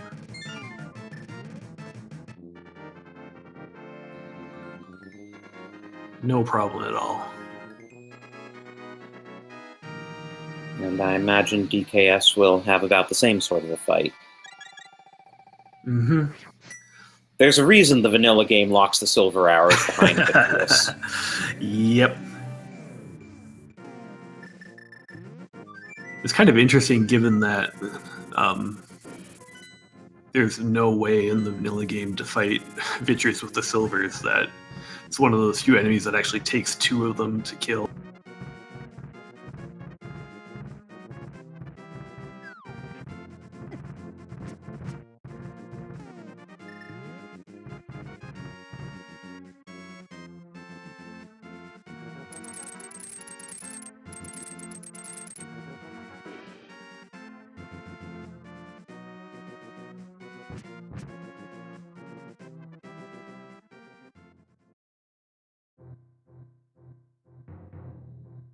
So Vitreous down, Matt's making his way over to Turtle Rock, and after Turtle Rock is complete, we'll be able to walk straight on over next door to Ganon's Tower.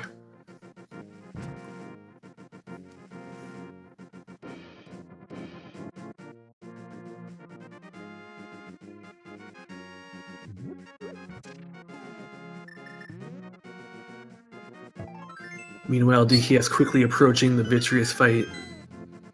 So let's see what time Matt enters Turtle Rock. because I'm sure DKS will do pod after this before he goes up Death Mountain, so then we can see exactly what the time gap currently is.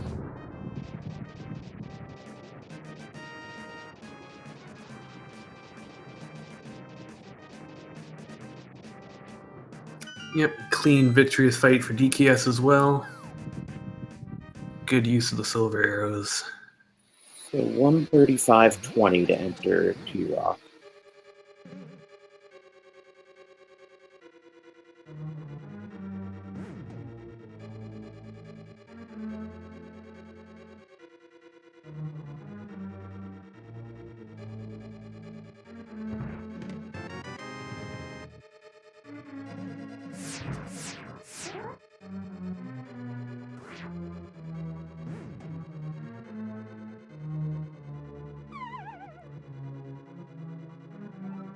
The boots cannot be on the pedestal, so I think at this point the pedestal is indeed dead.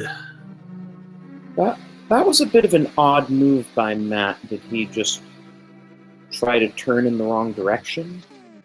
Yeah, I think he was just anticipating the turn coming up and might have turned a bit early, forgetting that there was yet another junction right there in front of the door.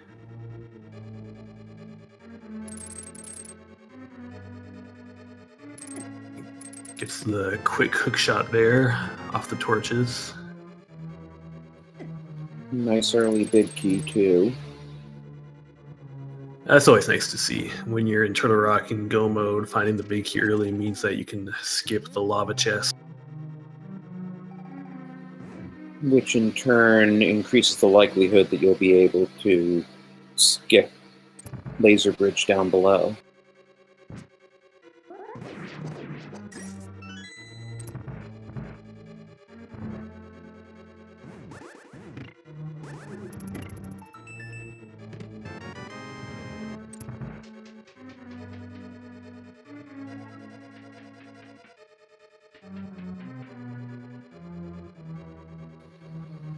You realize what a group of death Group G is, because Matt's really playing great here, and DKS isn't playing half bad, and Matt's 3-10 and DKS is 0-10 with this group. Seriously, I mean, we were talking about it earlier, how the fact that only 96 people got to play in this and a lot more people than that were fighting for a spot means that just to get here, you need to be good at the game, and it's being very well demonstrated here by Matt and DKS. This has been a very well played match.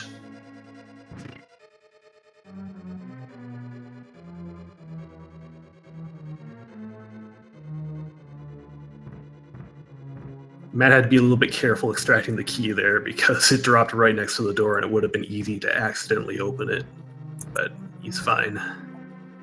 I'm just checking the seeding, too. It wasn't like either of these runners got into the tournament by the skin of their teeth. DKS was 49th seed, so he was basically middle of the pack of the runners who got in, and Matt was 77th, so even so, there were quite a few people below him.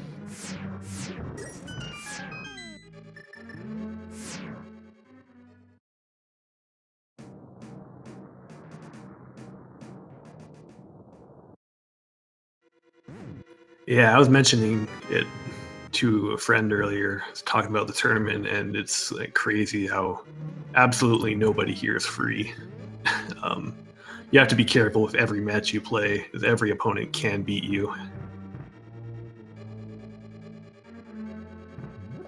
It's been quite an intense tournament, both as a player and as a spectator. Yeah, meanwhile in this group, Killer App is still alive at 9-3, and he was the bottom seed in the group.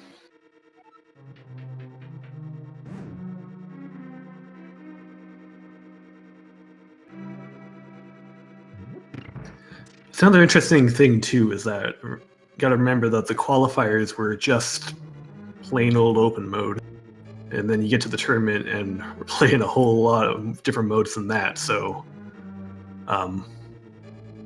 one thing that this tests, in addition to just your rando skill, is how well-rounded you are and how well you can adapt to all the different ways the randomizer can be played now. So that's another factor that is in the tournament, but wasn't part of the qualifiers. So Matt's got to be a bit careful here. Doesn't want to die. Also, oh, wow, half a heart, yeah. I was also just going to say that there's a certain amount of, since every runner gets to pick settings for 5 of the 15 games they play in groups, there's a certain amount of trying to psych out your opponent, figure out what modes you might have an advantage over them, just, from watching them play and trying to get a sense of what you think you play better than they do. And given that we play most of the randomizer on Speedruns Live, there's a very public record of everyone's history with lots of various modes. So there's definitely an element, if you choose to, of like researching your opponents and figuring out what you think you can beat them at. Beautiful Trinix there, and I just realized we have a little game we like to play. Sure do. There are 22 chests in the basement of Ganon's tower. Put your guesses in when I press start, which will be about now.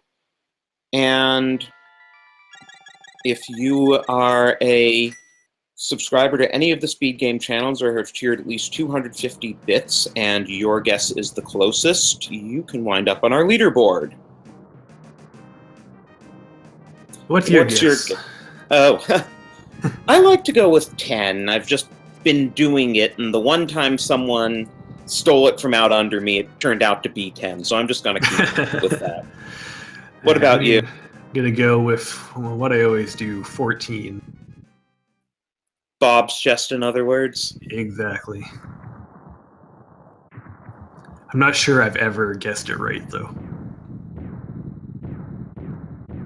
Only time I ever see Bob's chest in competition is either when I'm racing or when I just decide not to submit a guess. Okay, you have about 2 seconds left to put in your guesses as soon as Matt enters.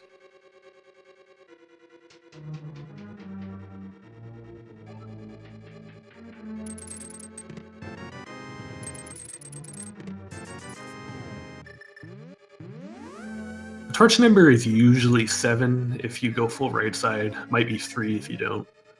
And it looks like you can't, so torch is going to be 3 this time.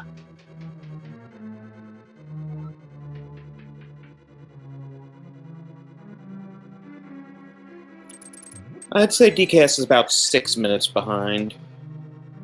Chat was just asking. Interesting. There's the book. Well, no more worries about the boots, I guess. We're going to find the key somewhere else, but really interesting that the book is there.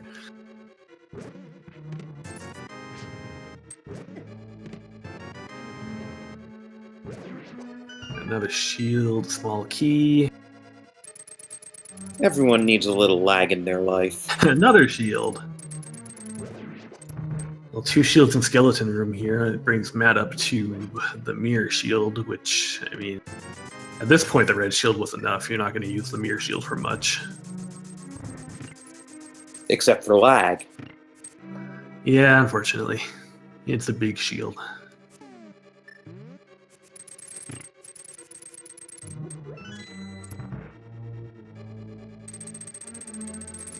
So Matt is about to check chest number 9 in Fire Snake room here. Mm-hmm.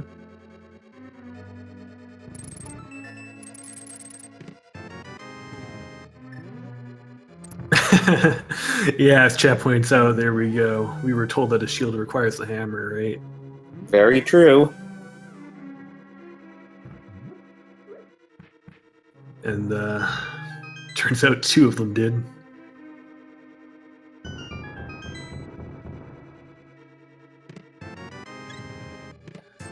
Here comes the rando room. 10 through 13. Hey, your guess of 14 is starting to look good. Yep.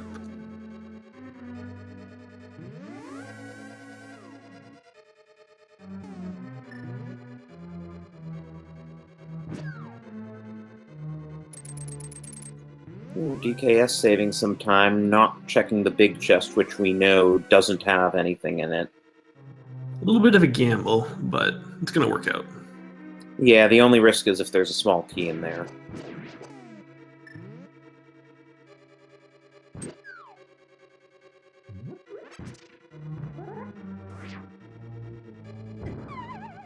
But now he sees that small key and knows that his gamble paid off.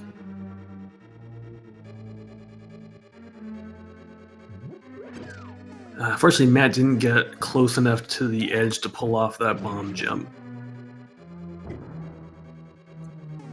It's only a one-tile jump, but you do need to be close enough.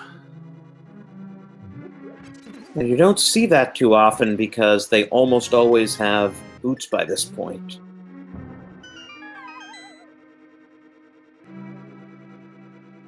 Well, there went 14. Oh.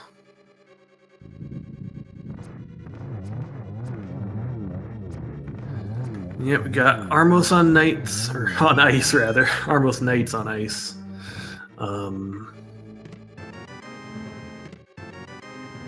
There are the boots.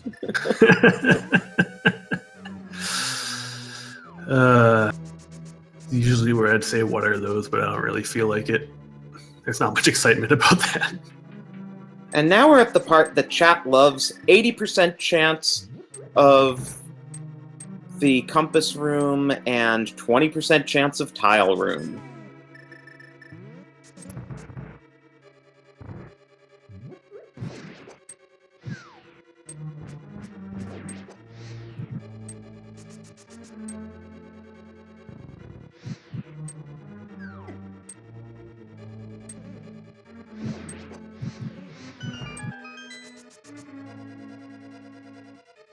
Firstly, Matt took a little while to push the block there. Is that going to cause problem?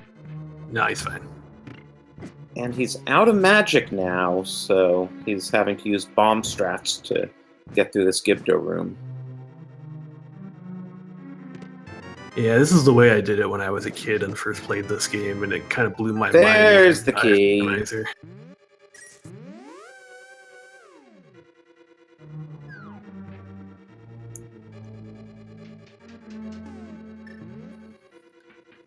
So what's that, 19 or 18? Yep, 19. 19, yes. And congratulations, Rocky2418. And no one guessed 19, but you guessed 18, so you get the point.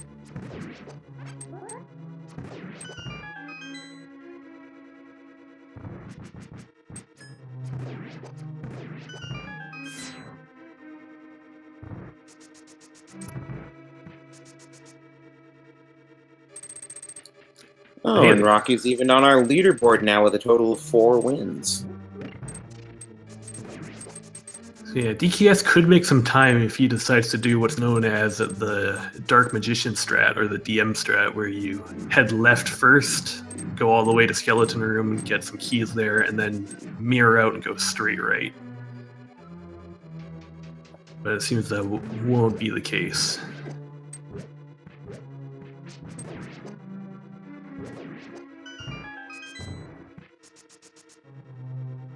Well, he could still do... I don't know what we even call this strat, but I've occasionally seen runners do it, where they'll go to Hope Room, not get a key, go left, get the key in Skeleton Room, and then go back right. Which is usually an awful play, but in this case it would happen to be the correct one.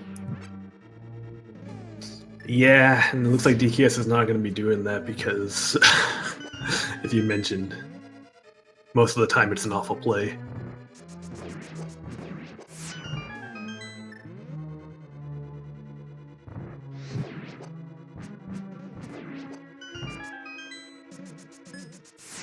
Well, he is doing it after those 4 chests, so he will make up some time here. So yeah, not exactly the DM strat, but pretty close. On the flip side, it means he's not getting boots. It's going to slow him down a bit, but probably not that much. There's not much of the game to go, and a lot of what's remaining is, of course, just straight up combat.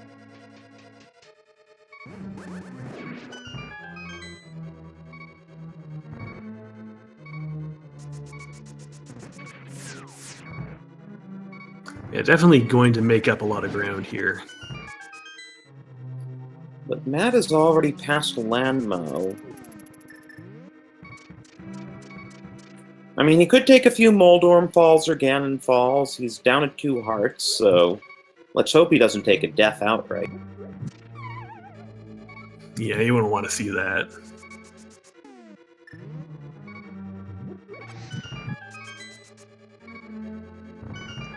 It's spending a heart on the torch puzzle.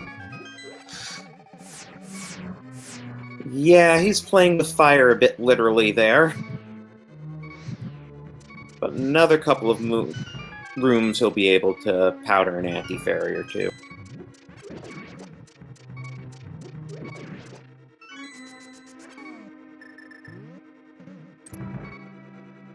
Yeah, I mean, like, as long as you're careful, you're going to be fine. It's just a little bit scary.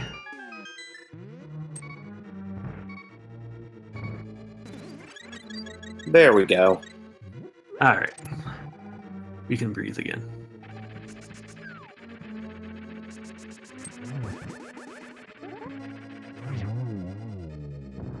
And just 1 slash and 1 spin with Bacon Sword.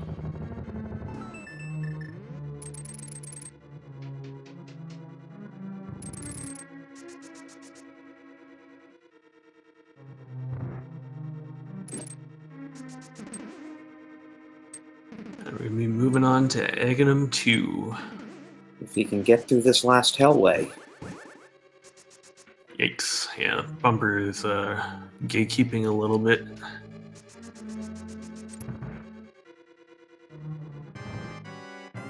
He gets through just fine. Didn't even take any damage, just got bumped around a bit.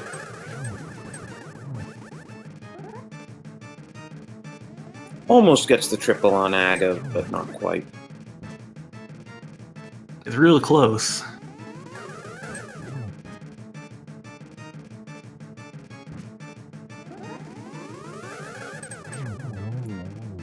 Not bad, 2-1-1-2.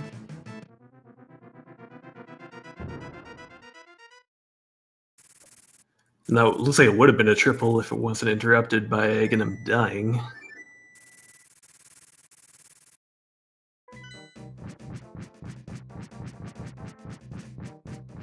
Yep, just one final obstacle between Matt and the Triforce.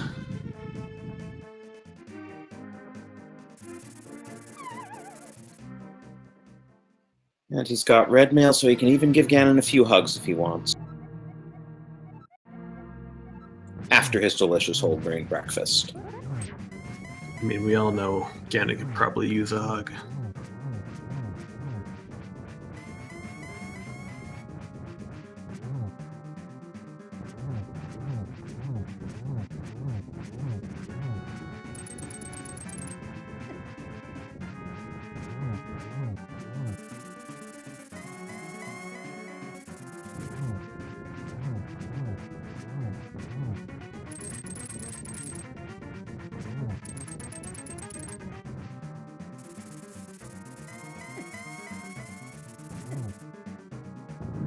And he's out of the horrible phase 2. Mm-hmm.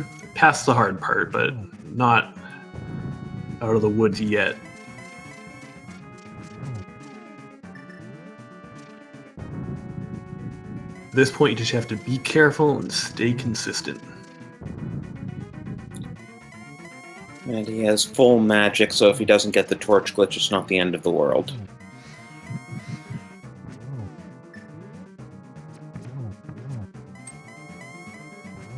Sure did find those arrows. And there we go. Pending a very dangerous bridge crossing, Matt has done it. Get your GGs in chat.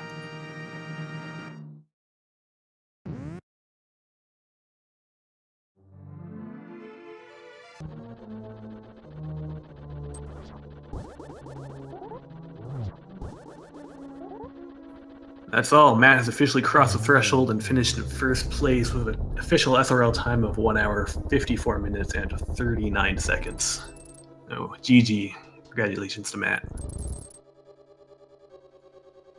And it's certainly a relief for all that searching that the seed didn't take 2 hours in the end. Yeah, I mean, we were looking for that king for quite a while. It was looking like it could have gone that way, but we found it just before we got to the point where I would have considered it really nasty. And it looks like we have Matt in the waiting room here. Hopefully we can get him in momentarily.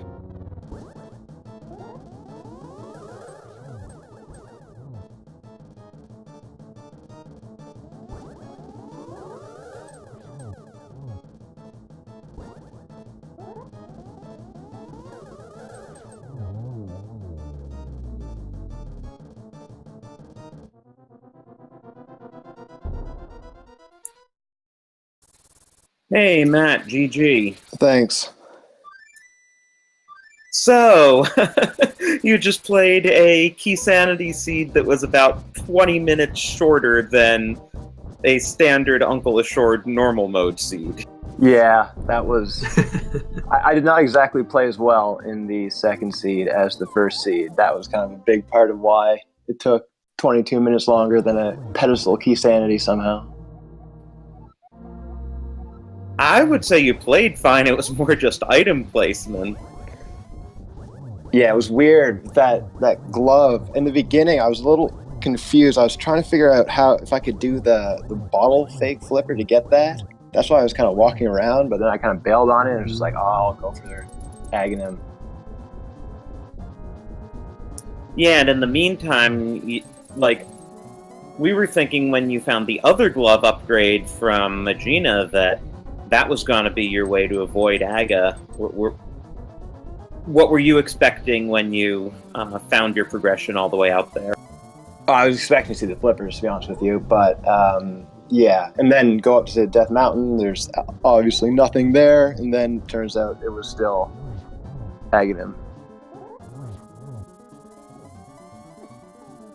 Yeah, which was part of what, kept this race so close together all told, that, in the end, because DKS wound up not going to Aegina until quite a bit later, but since Aga was required anyway. Okay, that makes sense. And then you guys both wound up on huge wild goose chases looking for the Cane of Samaria.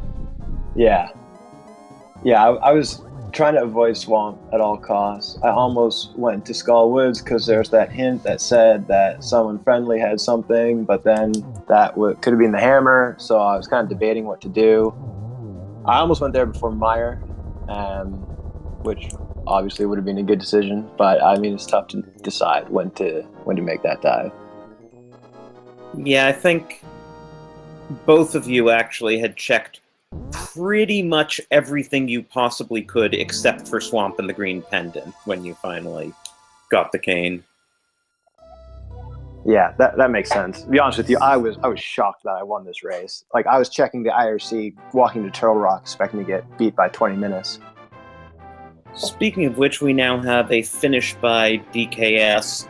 Aaron, do you have the official SRL time for him? Yep, finished in second place with an official SRL time of 1 hour, 58 minutes, and 21 seconds. So get your GGs in chat for DKS as well. It's definitely a hard-fought match. A very entertaining race. Yeah, and he definitely made up some time there, since it was about a 6-minute gap entering Turtle Rock, and in the end it was only about 3 minutes 40 seconds. Yeah, not surprised with my Gannus Tower that happened. So let's see if we can get DKS in here as well.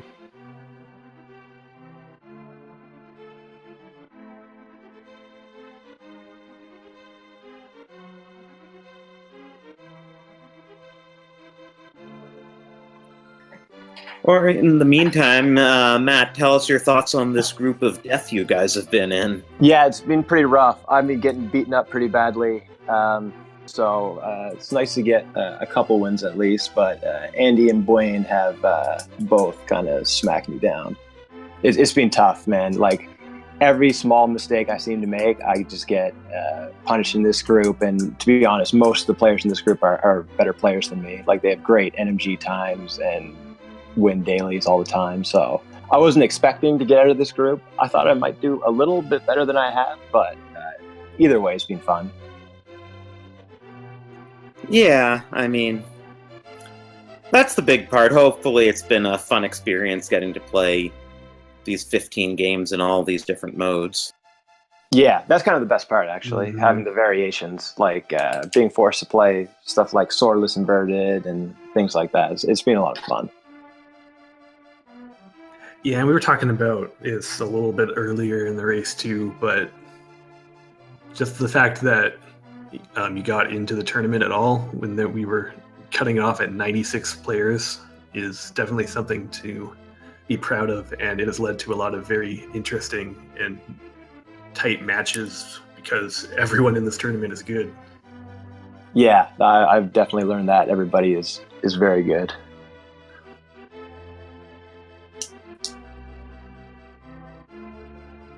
But yeah, I got one match left on Wednesday against Andy, and then that'll be it for me. But either way, it has been a lot of fun. I'm definitely looking forward to the next one. If there's a spring tournament, I will be there.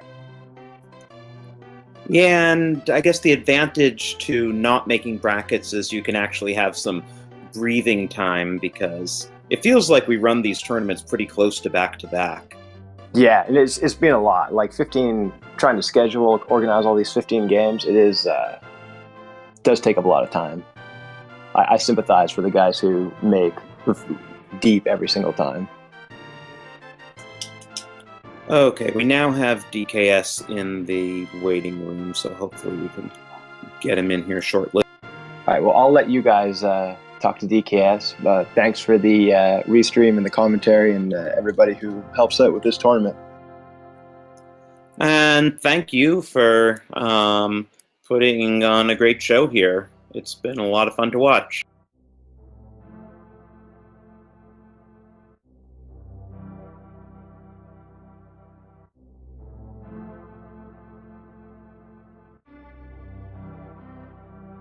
All right, we are joined by DKS. Hey, congratulations on very, very interesting race. Yeah, thanks. So, what were your thoughts on that wild goose chase? I don't know. It's tough to have thoughts. Like,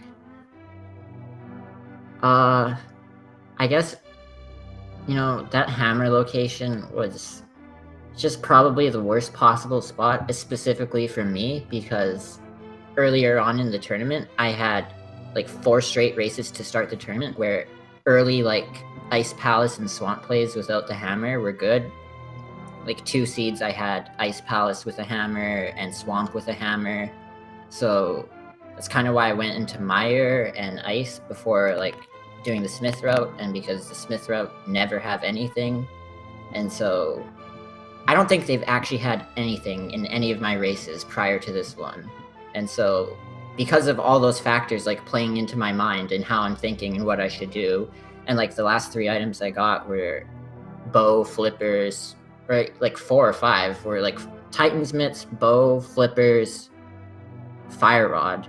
And so that's making me think maybe the game wants me to go to ice. And all those factors just make me like make what is probably bad decisions and, not get hammer, and then therefore lose a bunch of time due to double dipping, etc.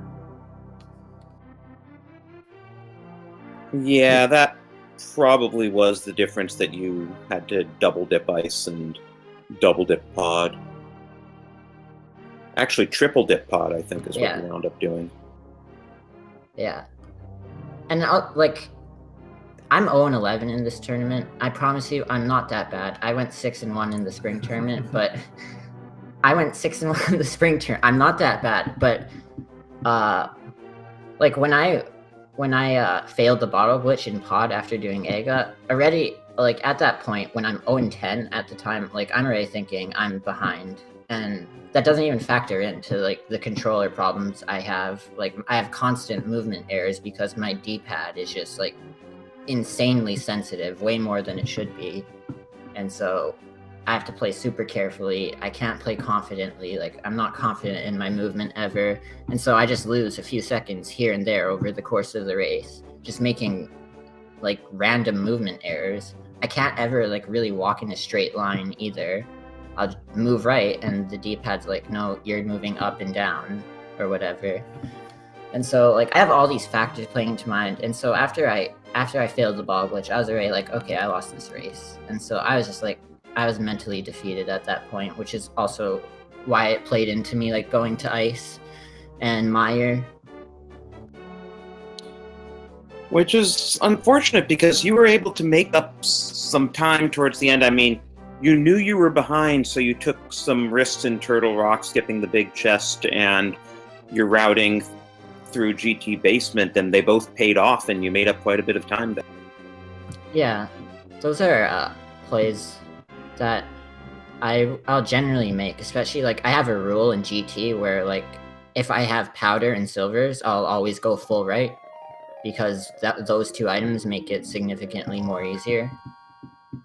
Like, I don't like going full right without powder because of the anti-fairy at Bob's chest, or Bob himself. And so... Yeah, that makes sense. If I have those two items, I'll always go full right. And I made that rule because going full right never paid off for me until I had those two items. And so, now I always do it. Yeah, I mean, one thing, again, we've said this a few times during this broadcast, but I mean, the fact that you made it to the tournament at all means that you were one of the top 96 players in qualifiers, which is definitely an accomplishment given how big this game has gotten and how many people were trying for spots. Yeah, I mean, I was one spot away from, I think, the third sextile. I was 49th. I don't know if the math is right there, but... Yeah, that's right. Yeah, so... I mean, I believe in myself. I know I'm better than my record. It's just been a bunch of unfortunate races and whatnot. Well, and your group is so tough. I mean, McLagging was the seed from the third sextile in your group, and he's also been long eliminated.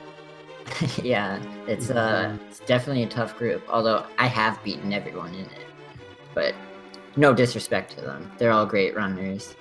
But it's just, it sucks. What can you say? Andy and Blaine are too good. No, that's really the thing about good. That's the thing about these groups in general. Like, any of the 96 of you on a good day could beat any of the other 95 players. Yeah, I believe it. And it's rando, so you always have that luck factor. Well, now, this is interesting. Your collection rate just came up.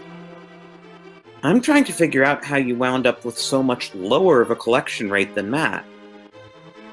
I mean, Matt went left side against Heart Basement, so that probably makes up most of the difference. Yeah, that'd make up. What was his collection rate? By chance? 159, which is 13 more than yours. Yeah, I would think most of that, like, that's at least... I can't do math, but that's... That was maybe 10 10. extra checks. Okay, so then there are only 3 extra checks that he did otherwise. Good point. And one of them was the Turtle Rock Big Chest, since we know you made up some time by taking the risk of skipping it. Yeah.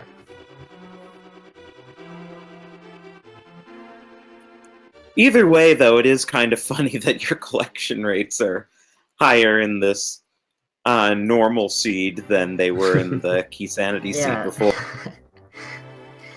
Yeah, that's pretty funny. Key Sandy seed that's way more generous than just your average standard seed. Yeah, for sure.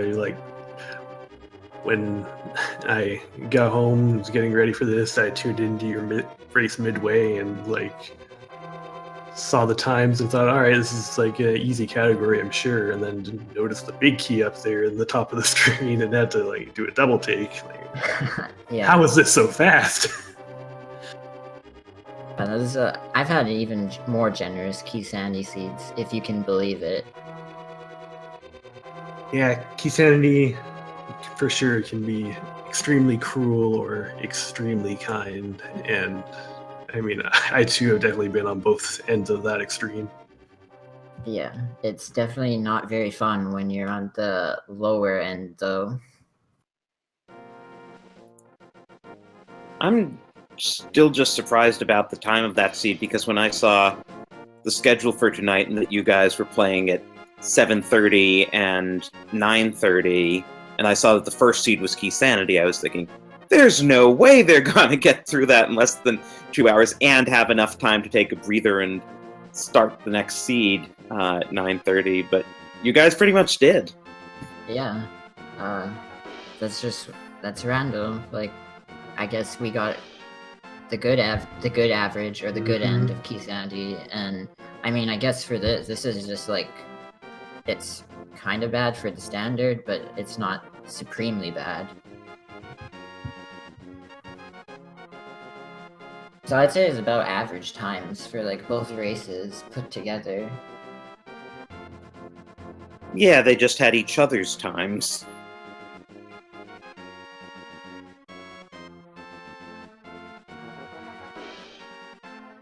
So anything else you want to add before we sign off for the evening?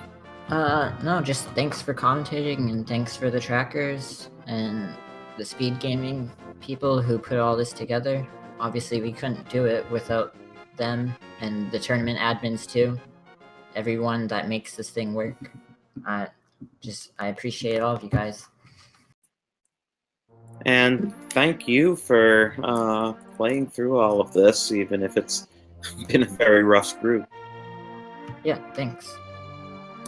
And again, thanks to our tracker, Itsudemo, for doing a great job tracking, especially with all those checks and nearly filling up the whole item screen. And thanks to my partner, Aaron Dobby. It was a pleasure working with you. Yeah, likewise. This was a lot of fun to call this race. And in terms of races coming up, let's just check the calendar here. As I mentioned earlier, this is the last race tonight that's being restreamed. We have races starting tomorrow morning at 10:30 a.m. on the main Speed Gaming channel. Alex Hacks versus Julio Ninja, or Hulo Ninja. I'm not sure how he pronounces his name. And then we've got a few big evening races here. Afternoon and evening. Probably the biggest one tomorrow is 11:30 tomorrow night Eastern. Brewers Fan JP and Sabotender are playing on the main Speed Gaming channel, and there's a possibility of there being a three-way tie in that group, which would require a three-way tiebreaker. So just something to keep a lookout for. Yeah, we are nearing the end of this round of the tournament, but the fate of a lot of groups is still very much up in the air, so there's going to be a lot of very interesting and important races coming up in the next couple days. Looks like you actually have one tomorrow evening too, but unfortunately it hasn't been assigned a restream channel yet. Yeah. But unfortunately, I got mathematically eliminated today, so I'll just be playing it to try and improve my record. there's always bragging rights. Yep. And you can keep track of the schedule here if you want to see what time matches are at and whether they're getting restreamed at speedgaming.org/ALTTPR.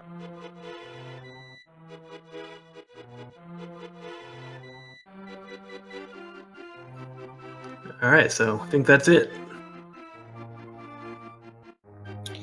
Yep, hope you enjoyed this one, and have a good night. Yeah, have a good night, everyone.